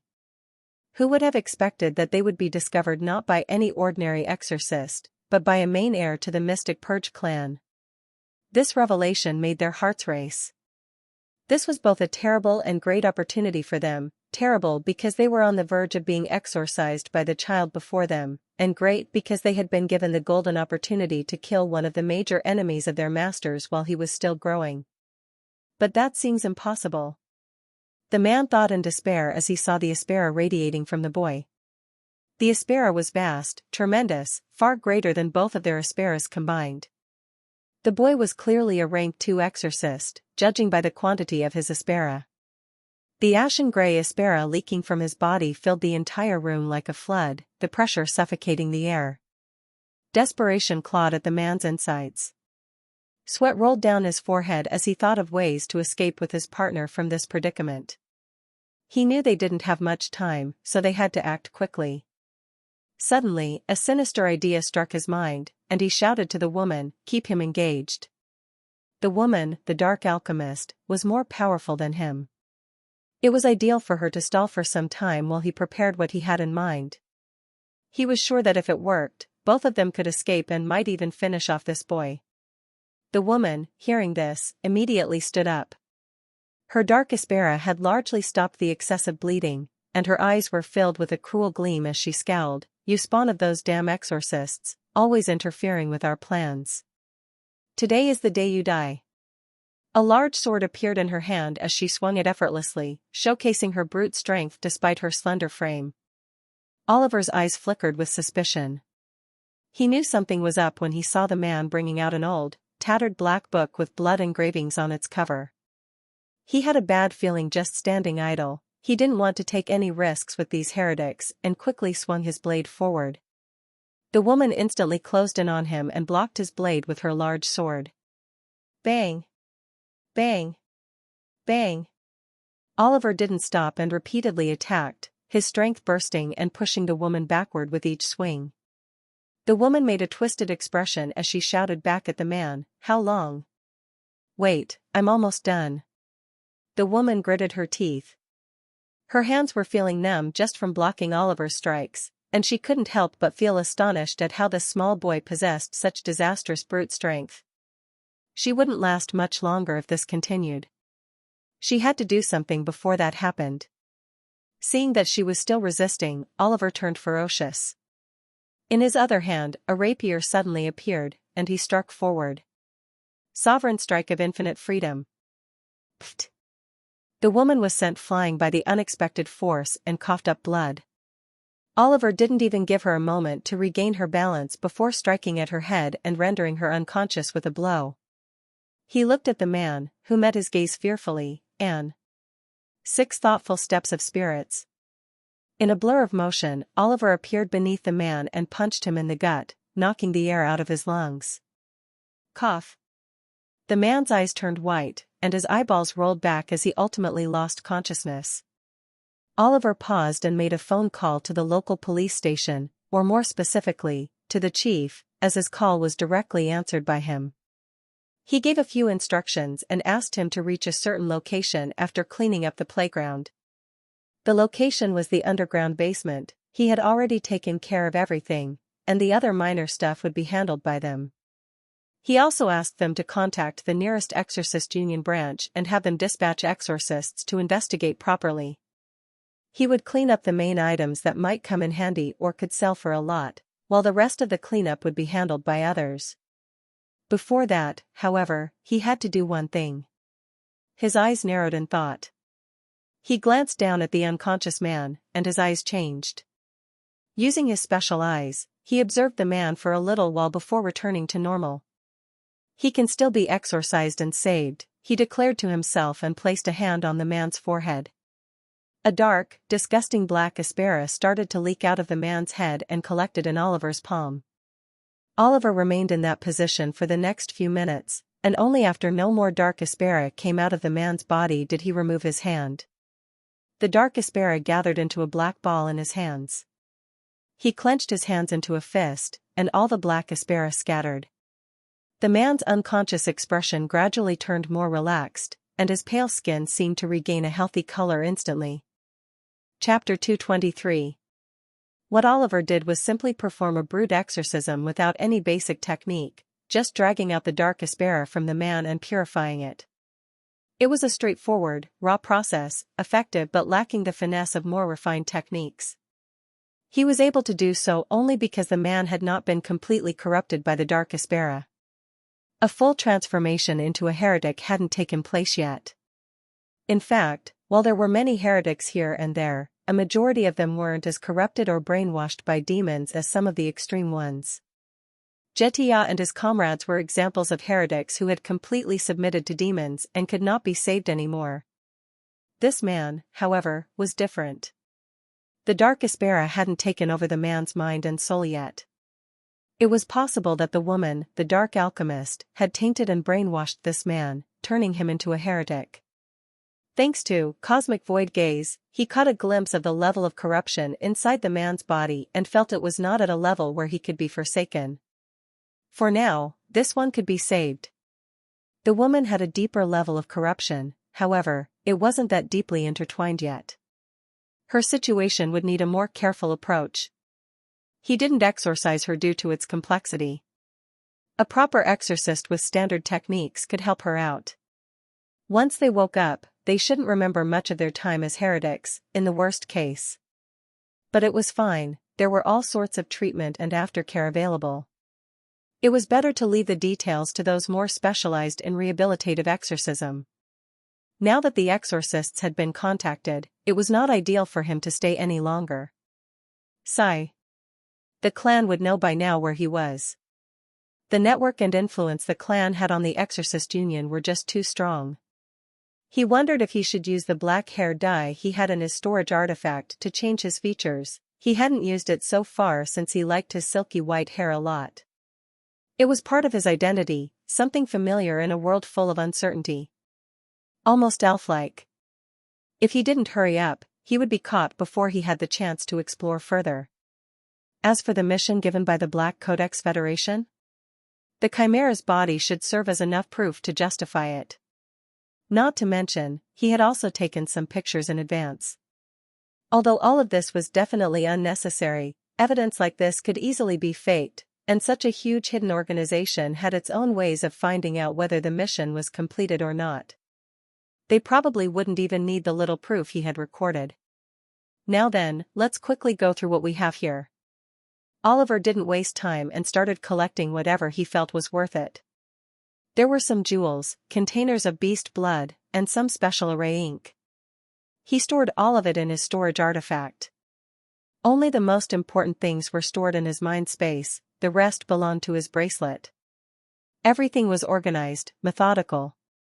Let me get this off of you. He walked up to the woman and swiftly removed the storage ring on her index finger. The ring was without any locks, unlike the storage artifact of the demonic ghost, so he easily accessed the contents of the storage ring. Whoa, that's something. He was immediately met with the stunning sight of multiple thick, dark-covered books with various information on them. These are books on dark alchemy. His heart skipped a beat. His eyes started to shine as he looked at the content of the books. It was a fortune. Although dark alchemy was a forbidden concept to the world, it was not a harm to learn about such things beforehand because it might come in handy in dire situations in the future. Not to mention, dark alchemy was inherently derived from alchemy itself, so most of the concepts held similar meanings as well. It would not be a problem for him to delve into the concepts now. Forbidden knowledge had its allure, especially in a world where survival often meant understanding every threat. A decent find. There were some thick bundles of cash, a weird-looking black pendant, and some other materials in the ring apart from the books. Now then, what is this? He glanced at the ominous book lying on the floor. It was the same book the man was tinkering with earlier. From his confidence, he seemed sure that it would be able to harm him despite the difference in their strengths. He couldn't help but be curious about it at the same time. The book was indeed very ominous and gave him a sinking feeling, even just lying idly on the floor. Should I leave this book for others to handle? He pondered. It was indeed very risky to touch this obvious red flag of a book. His intuition and experience of reading countless novels told him that touching the book would not be any good for him. But it was often at times like this that the protagonist who gets into such situations becomes even stronger. With great danger comes great opportunities, too. This could be one of those moments. He didn't know whether to take the risk by opening that unknown heretical book or just be on his way to stay far from his clan. Ah, damn it. In the end, he made up his mind and moved closer to the book. Deploying and reinforcing himself with Aspera, he double-checked his defenses. Even if something breached them, there was abyss energy guarding him at the deepest levels. Being the circuit of abyss, he could never run out of abyss energy no matter what. His reserves might become low at times, but they would never be completely depleted. He had made up his mind. His hand touched the book as a prickling sensation spread through his palm. He didn't waver and slowly, steadily opened the book. The page he viewed had a large black square. It was dark, as if painted by the world's darkest, blackest of paints. Not a single ray of light was reflected from it. He flipped the page, and the following pages had the same figure of the dark square. However, he noticed that each page seemed to have a square larger than its predecessor. As he flipped through the pages, the square became bigger and bigger, seeming to cover the entire page. The sensation in his palms grew more vivid as he reached the book's end. It was the final page, and when he flipped it, all he saw was a black page, completely void of white. It was dark and blank. Chapter 224. It was the final page, and the moment he flipped it, all he saw was a black page, completely void of white. It was dark and blank. The sensations in his hand reached an extreme as he felt a strong pulling force from the book. He tried to suppress the book with his abundant despair, however, it seemed to have absolutely no effect on it. The force ignored his efforts as if his energy was nothing. The force intensified until he was no longer able to pull back. This can't be good, he thought, watching helplessly as his hand started to sink into the book. The page seemed to be pulling him in. A tide of an unknown force, neither aspera nor dark aspera, washed over him as his body was forcefully pulled into the book. At this moment, Oliver's expression was calm. He knew panicking would not solve anything, and since he had decided to take the risk, he was going to follow through to the end. The world around him seemed to warp, twisting as though reality itself was being rewritten. The book expanded and expanded until it turned into a pitch-black square that seemed to distort space itself. Oliver disappeared from the scene, from the underground basement, as if he had never existed in the place, along with the book. Oliver opened his eyes as he felt himself falling into a pitch-black pit with no sky or ground. He seemed to be falling endlessly. The sensation was both familiar and foreign, like tumbling through a dream he couldn't wake from. His expression was chillingly calm as he traced the outline of his fingers. In the next instant, his eyes changed colors, like brilliantly shining suns. His sight pierced the never-ending darkness. It was a scene that could send chills to any spectator. A figure falling into the endless darkness, nothing visible, not even the figure itself. However, a pair of eyes remained untainted by the darkness. Eyes that seemed to devour the very void around them. It was as if nothing in the world could obstruct those eyes as they stared up. Those eyes seemed all-knowing, nothing in the world could be hidden from them, be it abyss, be it the boundless heavens. Everything revealed its deepest secrets before the gaze of the endless cosmos. Fascinating. Oliver thought, his mind racing through the possibilities. The world before Oliver was no longer a blanket of darkness, he could see everything. It was like watching a curtain pull back, revealing the intricate workings of an unseen machine. If asked what was happening, he would immediately answer that he was traveling through space. He was falling, or perhaps more accurately, traveling through a space tunnel to a place far from the underground basement. So they intended for me to be transported somewhere else? Was it a trap? A portal to another dimension? He didn't know, but the excitement outweighed the uncertainty. He wondered if that's what the man was thinking. But what was at the end of the space tunnel? He doubted even the man knew. After all, he had not allowed them to complete it before subduing them. He wondered where he would end up. His heart throbbed with excitement rather than fear, all he felt was endless anticipation. A small smile tugged at the corners of his lips. He popped his fingers as he kept falling deeper and deeper into the tunnel, ready to act in any situation thrown at him. Underscore underscore underscore underscore underscore underscore underscore underscore underscore underscore underscore underscore underscore underscore underscore underscore underscore underscore underscore underscore. Mystic Purge Clan. At the grand courtyard where the mistress of the clan resided, all was as calm and silent as ever. Ophelia sat with her eyes closed as if in a meditative state. The sky above her was clear and devoid of clouds, a bizarre but acceptable sight for someone of her level. A sudden gust of wind blew as the trees shivered against the unexpected winds. The unnatural shift in the air sent a subtle tension across the courtyard. She opened her eyes at that moment and calmly looked up. His fate has changed drastically again. What happened? She spoke in a tone neither low nor high, as if making a judgment. Her voice, though steady, carried a weight that made the very air around her tremble. She knew what it meant. Just recently, she had altered the paths in his fate to match what she wanted them to be. But not even a few days had passed since then, and Oliver's fate was once again back to how it originally was. An utterly chaotic and messy cluster of countless paths, with no definite beginning or end, almost as if the world could no longer determine a general direction for his fate. Her eyes flickered as she wondered what had caused this to happen. Such unpredictability was rare, even for someone like her. She didn't think anything significant had happened in the past few days. Or, had something happened? She had been in her courtyard, and unless a matter was of utmost importance, no one was allowed to enter. A bell suddenly appeared in her hand. She rang it twice, producing an extremely gentle and melodious tone. Tinkle. Tinkle. Two soft high-pitched sounds were produced. The sound resonated, as if it was echoing through dimensions. The bell disappeared, and a few moments later, a visitor appeared in her courtyard. Madame Ophelia, how may I be of service? It was an old man with robust features, dressed in blue robes bearing the symbol of the Mystic Purge clan. Ophelia's serene gaze fell on the old man. He was an elder responsible for serving her and keeping her informed about clan affairs when she asked. If one paid close attention to his voice, they would recognize him as the same elder who was present when Oliver was born. He held a very high position in the clan as an elder. She never bothered to know his name or identity.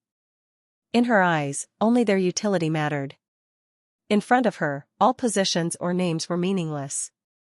Was there anyone with a higher prestige than her in the entire clan? To her, this old man was equivalent to just another of her countless servants. Tell me about the situation outside. Her cold words echoed heavily in the eerily quiet atmosphere. The elder's heart shook for a moment before he calmed down. Even after countless meetings, he could not fully relax in Ophelia's presence.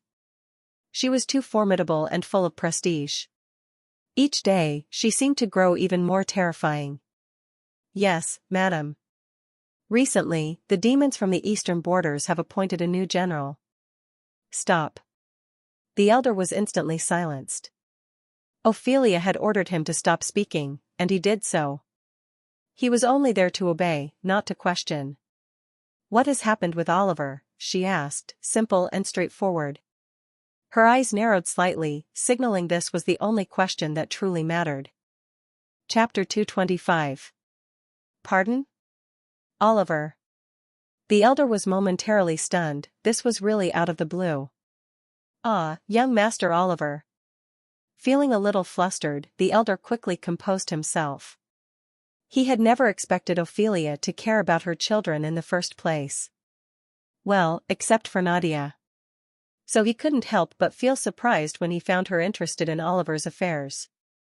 Usually, she would have a report prepared on Nadia's daily routine and activities delivered to her every week, often detailing what Nadia had been or would be doing for the week. But as for Oliver, she never showed any peculiar interest. Until recently, he was considered a talentless seedling, but then he suddenly bloomed with talent and secured a position in the clan's event. He had been there when Oliver was born, but he never sensed a single talent in the boy at that time. Back then, the boy had seemed ordinary, unremarkable. Perhaps this was why Ophelia was now showing interest in her son. The elder's thoughts ran quickly as he considered all of this in seconds. Regarding the young master, I don't have particularly detailed information about his activities, but I will have it prepared immediately. As for anything major recently concerning the young master, I heard from the other elders that he took on a mission from the clan's administrative center in disguise and left discreetly for the mission. The elder in charge has already dispatched a group of professionals from the clan to bring him back. It should not be long before he returns. He suddenly quieted down as he felt the air around him grow heavier with each passing moment, as if a huge boulder was pressing down on him. He looked at Ophelia's expression, which hadn't changed a bit since the beginning. But for some reason, he felt a strong sense of gloominess radiating from her calm face. Was she perhaps angry? Was she angry? Had he misspoken? The elder shivered slightly, he didn't dare imagine the consequences if her wrath exploded. The calmer the person, the greater the wrath. Seeing Ophelia's expression as if she didn't want to see his face anymore, he quickly took his leave. So, he escaped from the clan in the end. Ophelia spoke to herself. She seemed to have expected this outcome to some extent. I thought I tied his fate down, but for his fate to shift so much from this, it looks like he won't be returning anytime soon. Interesting. Ophelia lightly tapped her finger against the wooden table as she seemed to contemplate something. Her gaze flickered ominously as she stood alone in her courtyard. Swish! A black, square-shaped portal emerged out of nowhere, and a boy with shimmering white hair jumped from it, landing perfectly on the irregular ground below. Instantly, his senses expanded, covering everything around him, his eyes gazing and scanning his surroundings. The sky was covered with thick, dark yellow clouds, looking as though they were made of sulfur, blocking the warm sunlight from the world below. This familiar setting, this place is the demon world. His pupils shrank as his senses sharpened, putting him on high alert. He quickly assessed his surroundings and realized he was in a narrow alleyway, with strange buildings on both sides. He leaped, his figure blurring under the pale yellow light from the clouds. He wore the cloak of darkness, and used abyss energy to completely conceal any trace of a sparrow within him. His presence was nearly non-existent at this moment. Unless he walked up to someone, no one would be able to notice him. The energy surrounding him was perfect camouflage. With the support of rugged surfaces, he soon reached the top of the building beside him. His gaze was distant as he involuntarily let out a remark. Oh man, this is going to be troublesome. In front of him, as far as he could see, was a vast spectacle. The place was built in the shadow of a rugged volcano, a truly historic metropolis. It was a large city, filled with towering black buildings of all kinds. Its elegance was matched by the backdrop of dark mountains, which had helped shape the city into what it was today at a glance. The climate brought by these mountains was of great importance, but they were also influential in architectural designs, as the majority of buildings were shaped to complement the dark volcanic mountains behind them, giving an ominous view. The skyline was riddled with elaborate skyscrapers, many of which showed their age and rich history. Various cultures seemed to have left their mark not only on the city's history but also on its identity. What historically was a city of few differences had grown into a large melting pot, and it was this that united the 8 million residents to this day. Hundreds of bakeries, bars, and ethnic restaurants, it almost resembled a normal human city in an eerie way. Beyond the city, there was barren, empty, and harsh land, not an ideal place for life. It was a twisted reflection of the human world, just more brutal. It was definitely a place where demons would live. Hot air blew against his face, and memories from the novel about demons and their world flooded his mind. He felt no regret, he had already decided to face whatever was coming when he picked up the book. He just felt it was going to be a long journey before he could return. From the looks of it, he was in some random demon city.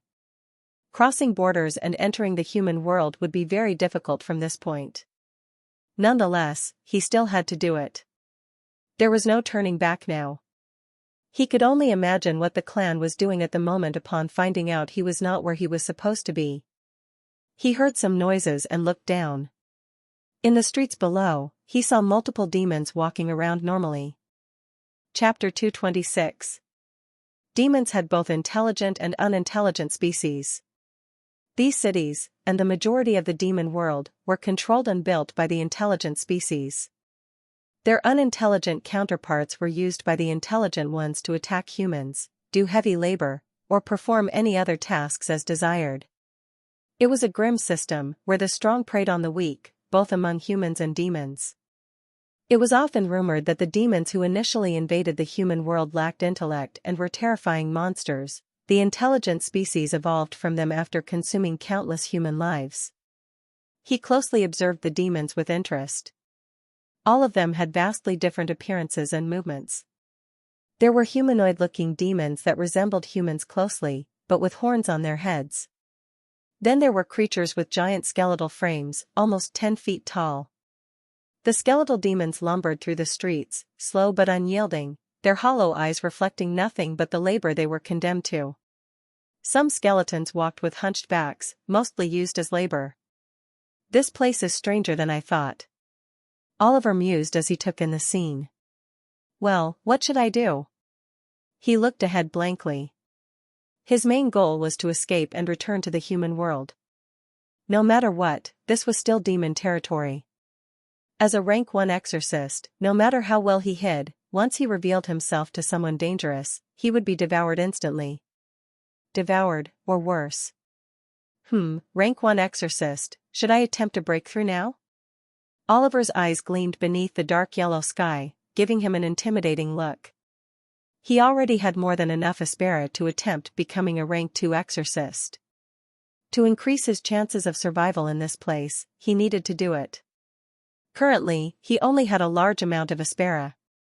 By breaking through to rank 2, all his physical attributes would receive a boost, including his strength. It would help him one way or another. But even with a breakthrough, I'll need to be careful. This is demon territory, no place for reckless mistakes. He needed a more isolated place for the breakthrough. The alleyway was decent, but not secure enough, as a passing demon could spot him. Plus, he might have to use his abyss energy to suppress the outburst of his pure aspera. The atmosphere was filled with dark aspera, and the demons would definitely be sensitive if someone with pure aspera attempted a breakthrough. Oliver had already obtained terrifying talent and had gathered enough aspera since he last changed his target. The choice was clear. He moved like a shadow, leaping from one building to another, his movements swift as he searched for a more secluded spot. Eventually, he found an abandoned temple at the edge of the city. The city was enormous, but fortunately, he had been transported near the corner, making it easier to reach. The temple was in disrepair, with bricks and rocks scattered across the ground. The dusty interior was proof that no one had visited for a long time. The temple windows were broken, allowing the yellow light from the sulfuric clouds to filter through the frames, casting a dark yet mysterious vibe inside. It was quiet, far too quiet for comfort. Oliver could feel the thrill in his nerves. Although it was eerie, it also carried a unique beauty and elegance. Perfect. He raised his hand above his head, and instantly, a reddish-black dome-shaped energy field appeared around him, isolating him from the world.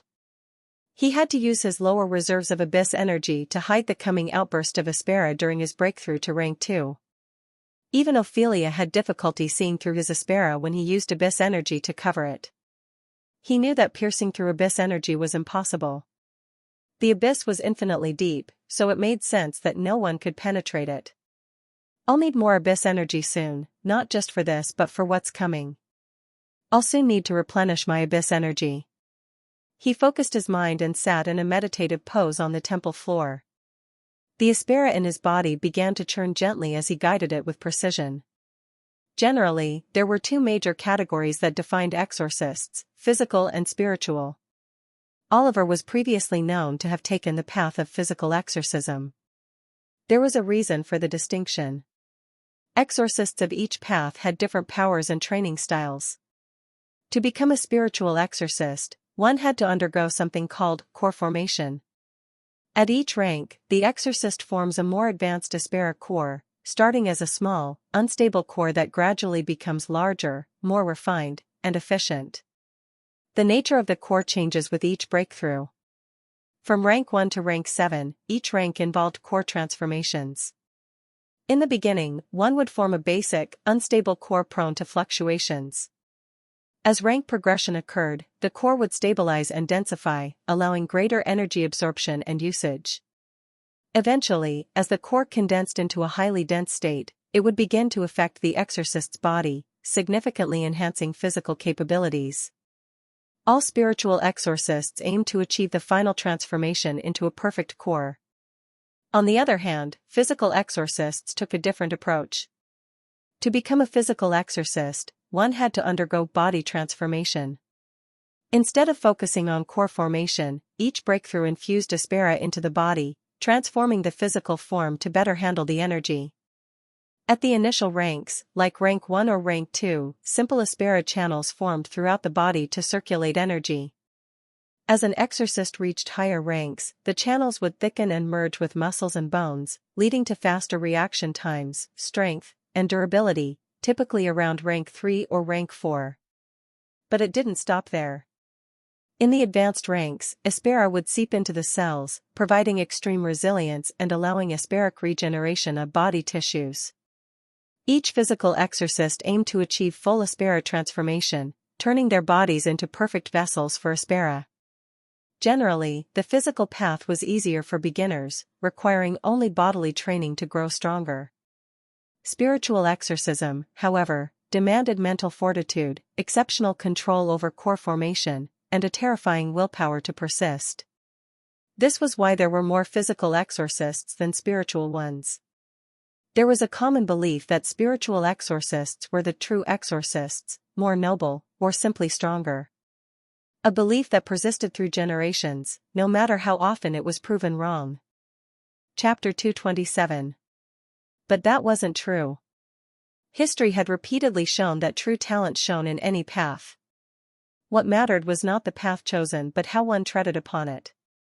Just because someone had the potential to be a spiritual exorcist, if they lacked the willpower to persist and grow strong, they would get nowhere. Having talent and using it were two different things.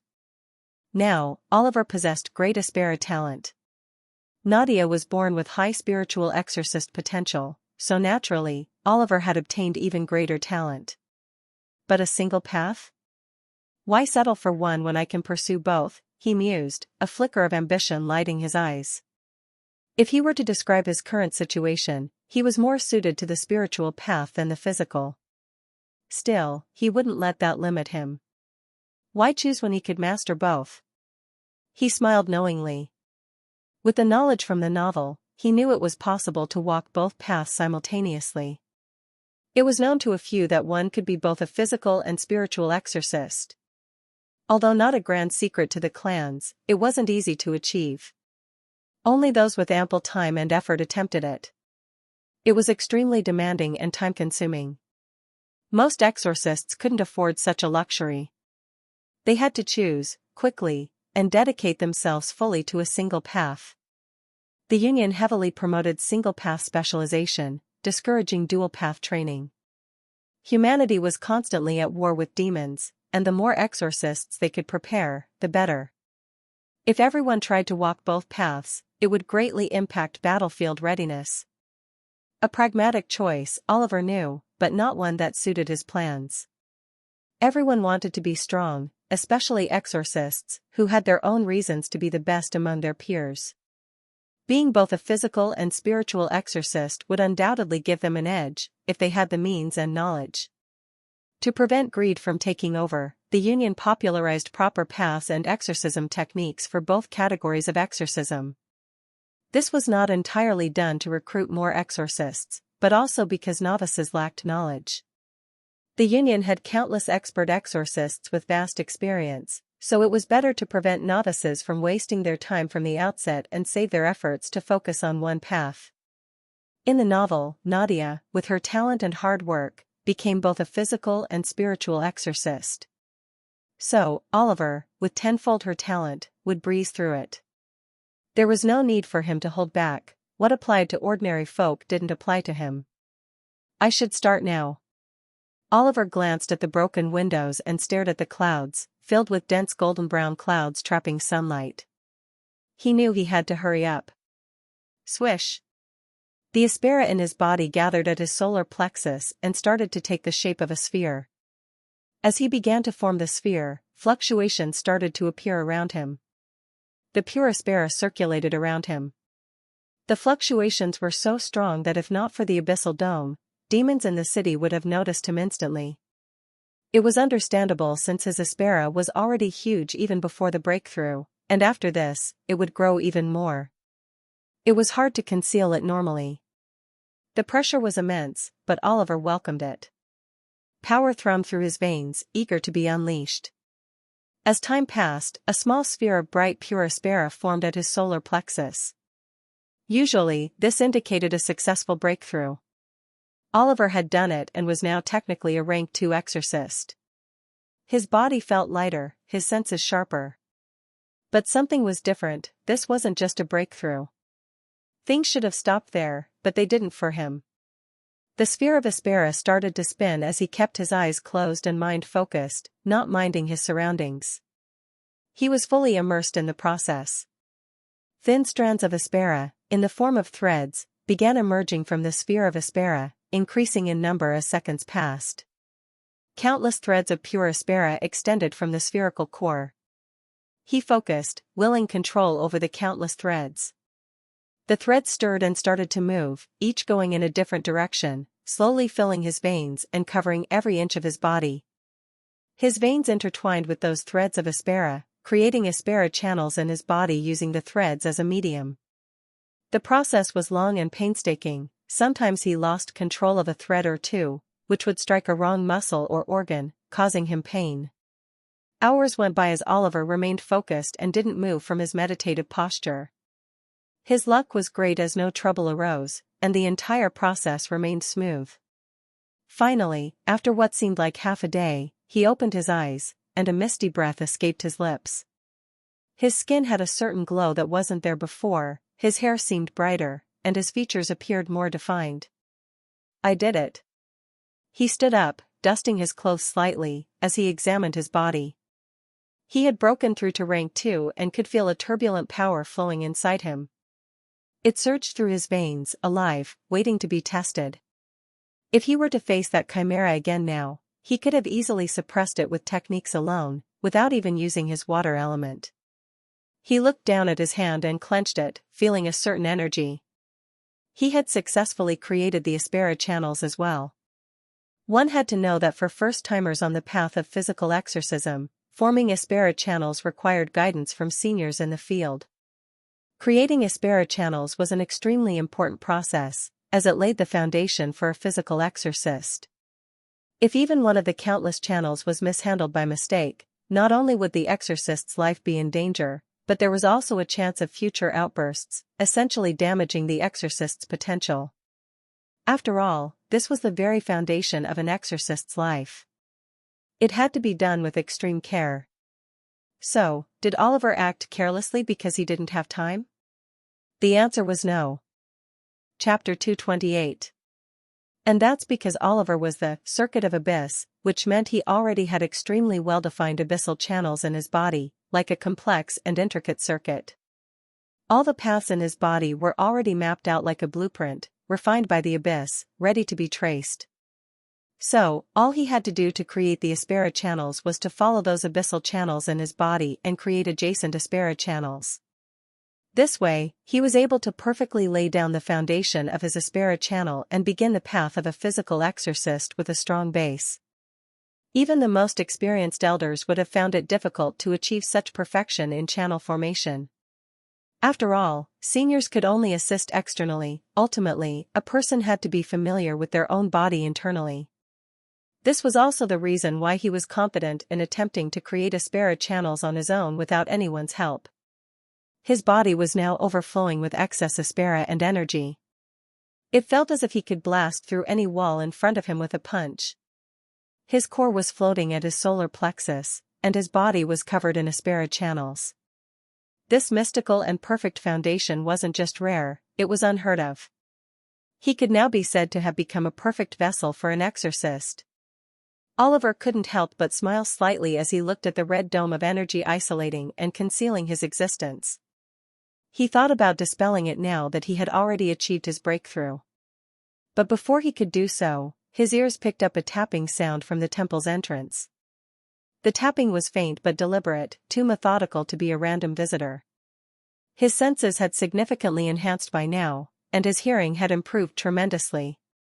He instantly detected the faint but rhythmic sound of someone's footsteps drawing close to the abandoned temple.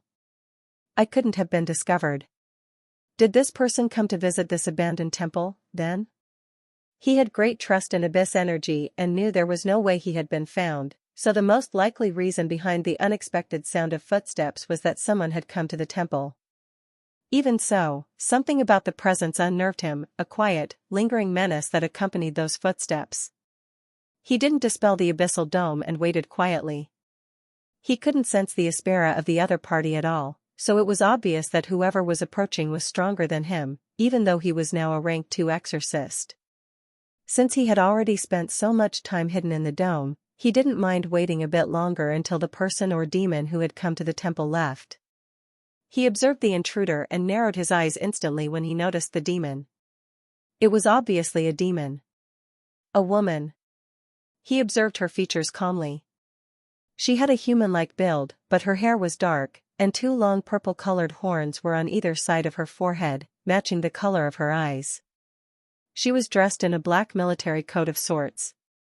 Not just any coat, this is. That's undoubtedly the uniform of demonic security forces, but it's different somehow. Is she someone working in internal affairs? Wait, an inquisitor perhaps. The blood drained from Oliver's face as realization hit him. Oh, fuck, what's an inquisitor doing here?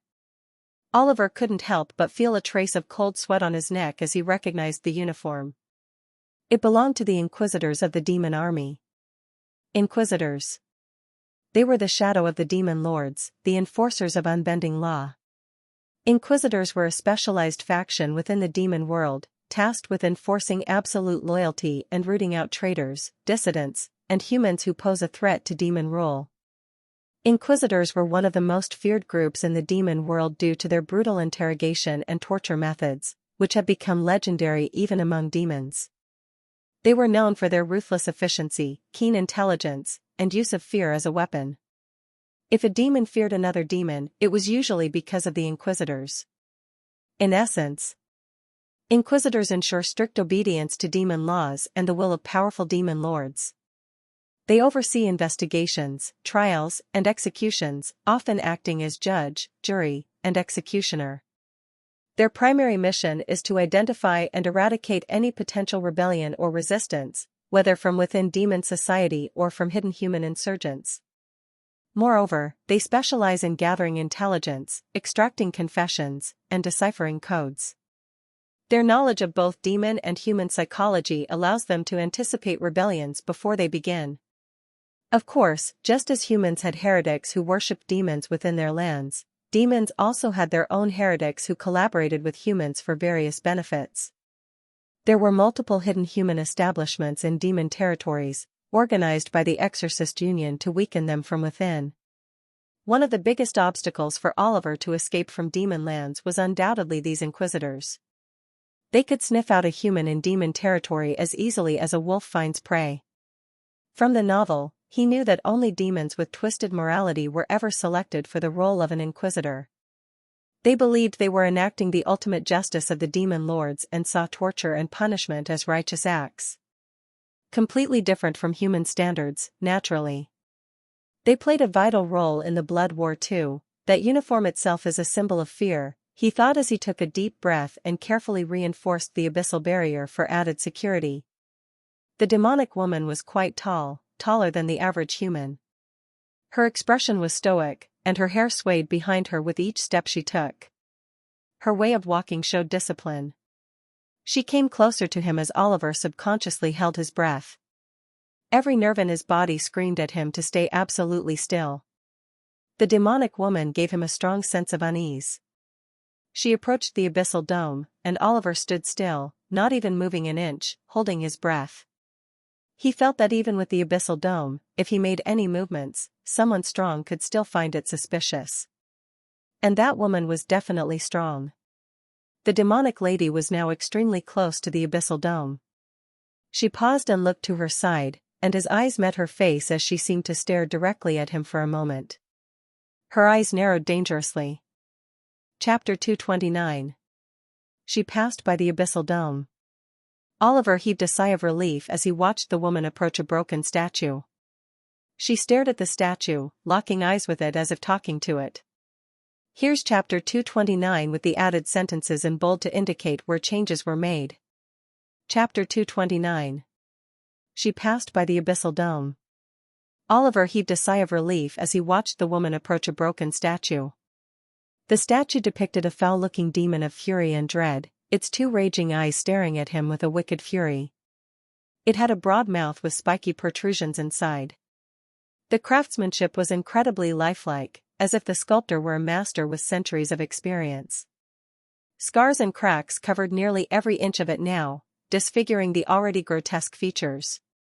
He had no desire to find out what kind of violent history had led to its current state.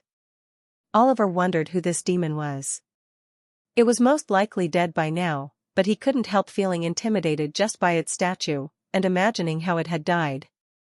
Whoever or whatever had the power to defeat such a creature must have been terrifying beyond measure. He watched as the demon inquisitor reached the statue and stared at it for some time. She extended her hand, tracing her fingers along the dusty exterior of the broken statue, her touch lingering on one of the more heinous scars on the statue's chest. Oliver noticed her long nails painted with purple polish as she remained engrossed in the statue. Suddenly, she spoke, her voice as sweet as honey. "You've been quite the nuisance, you know?"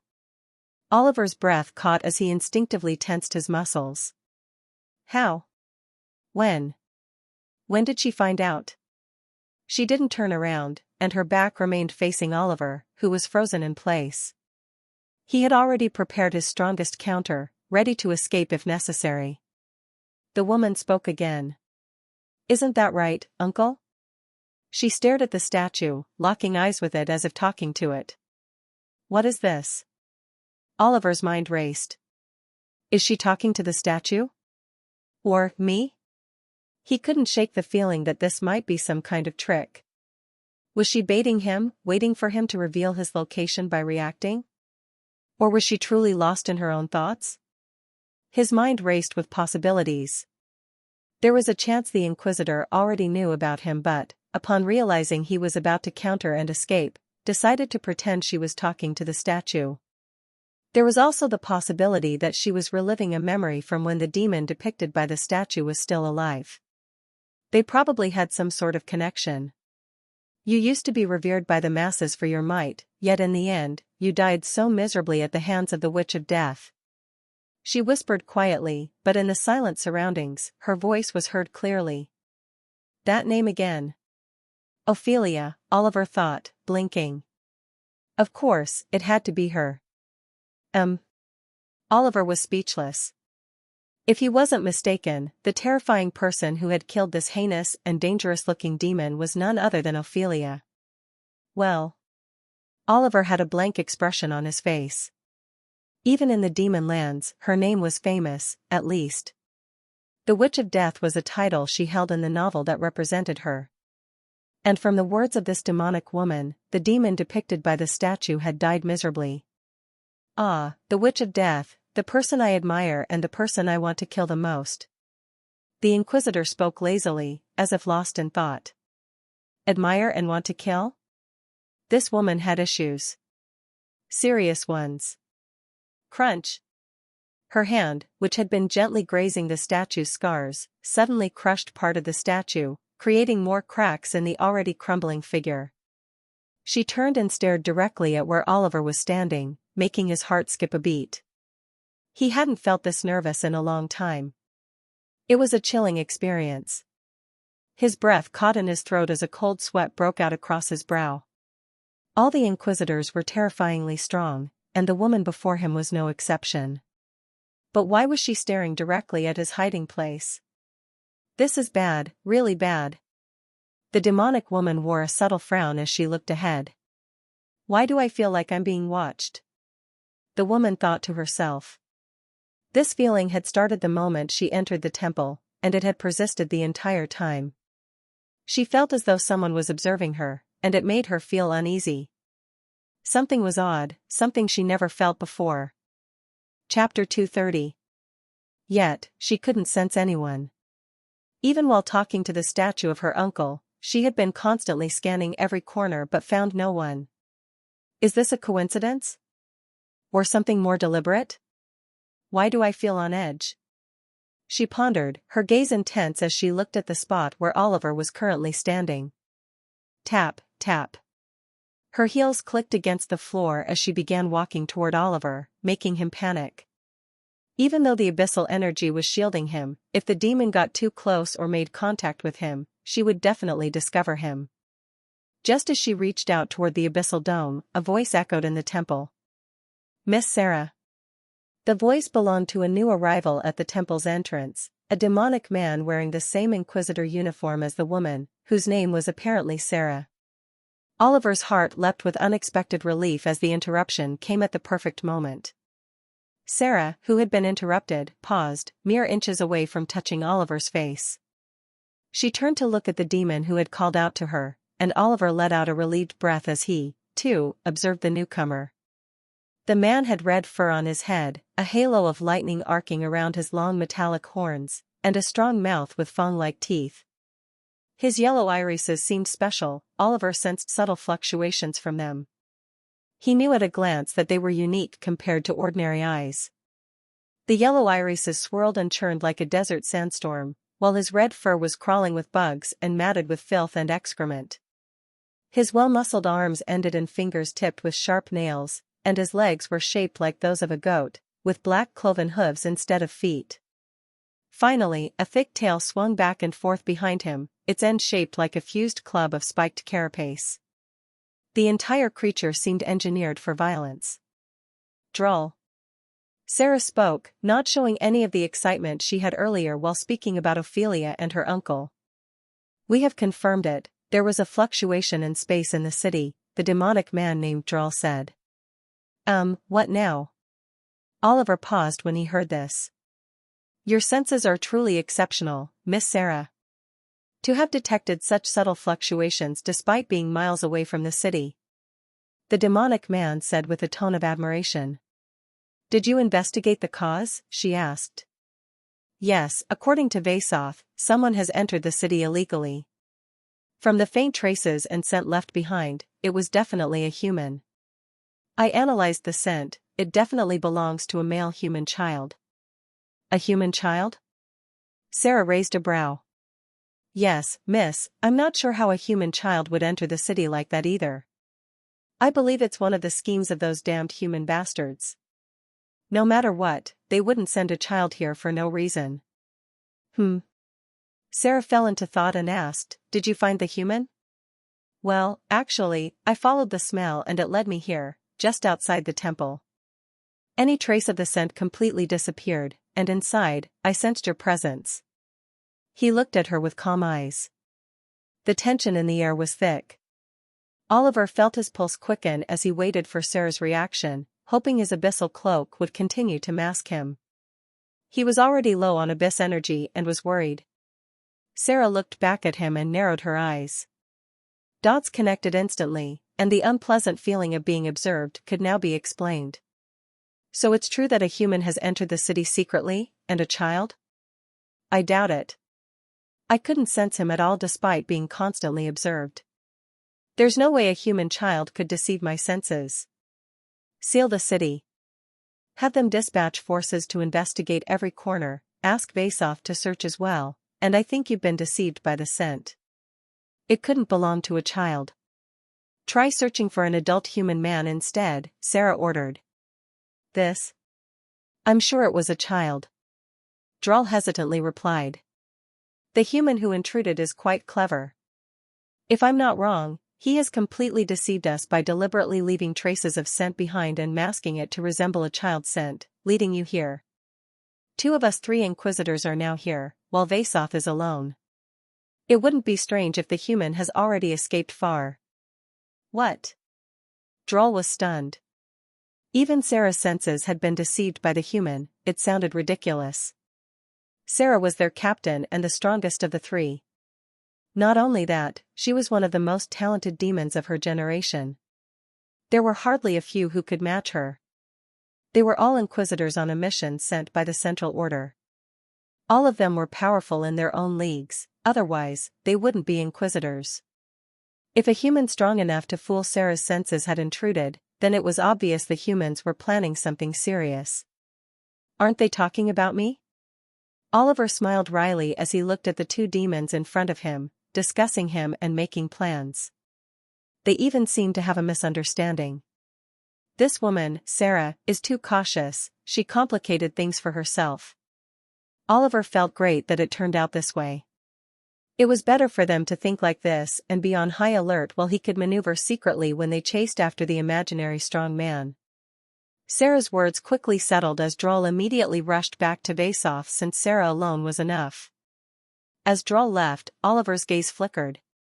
He knew he had limited time to make his next move.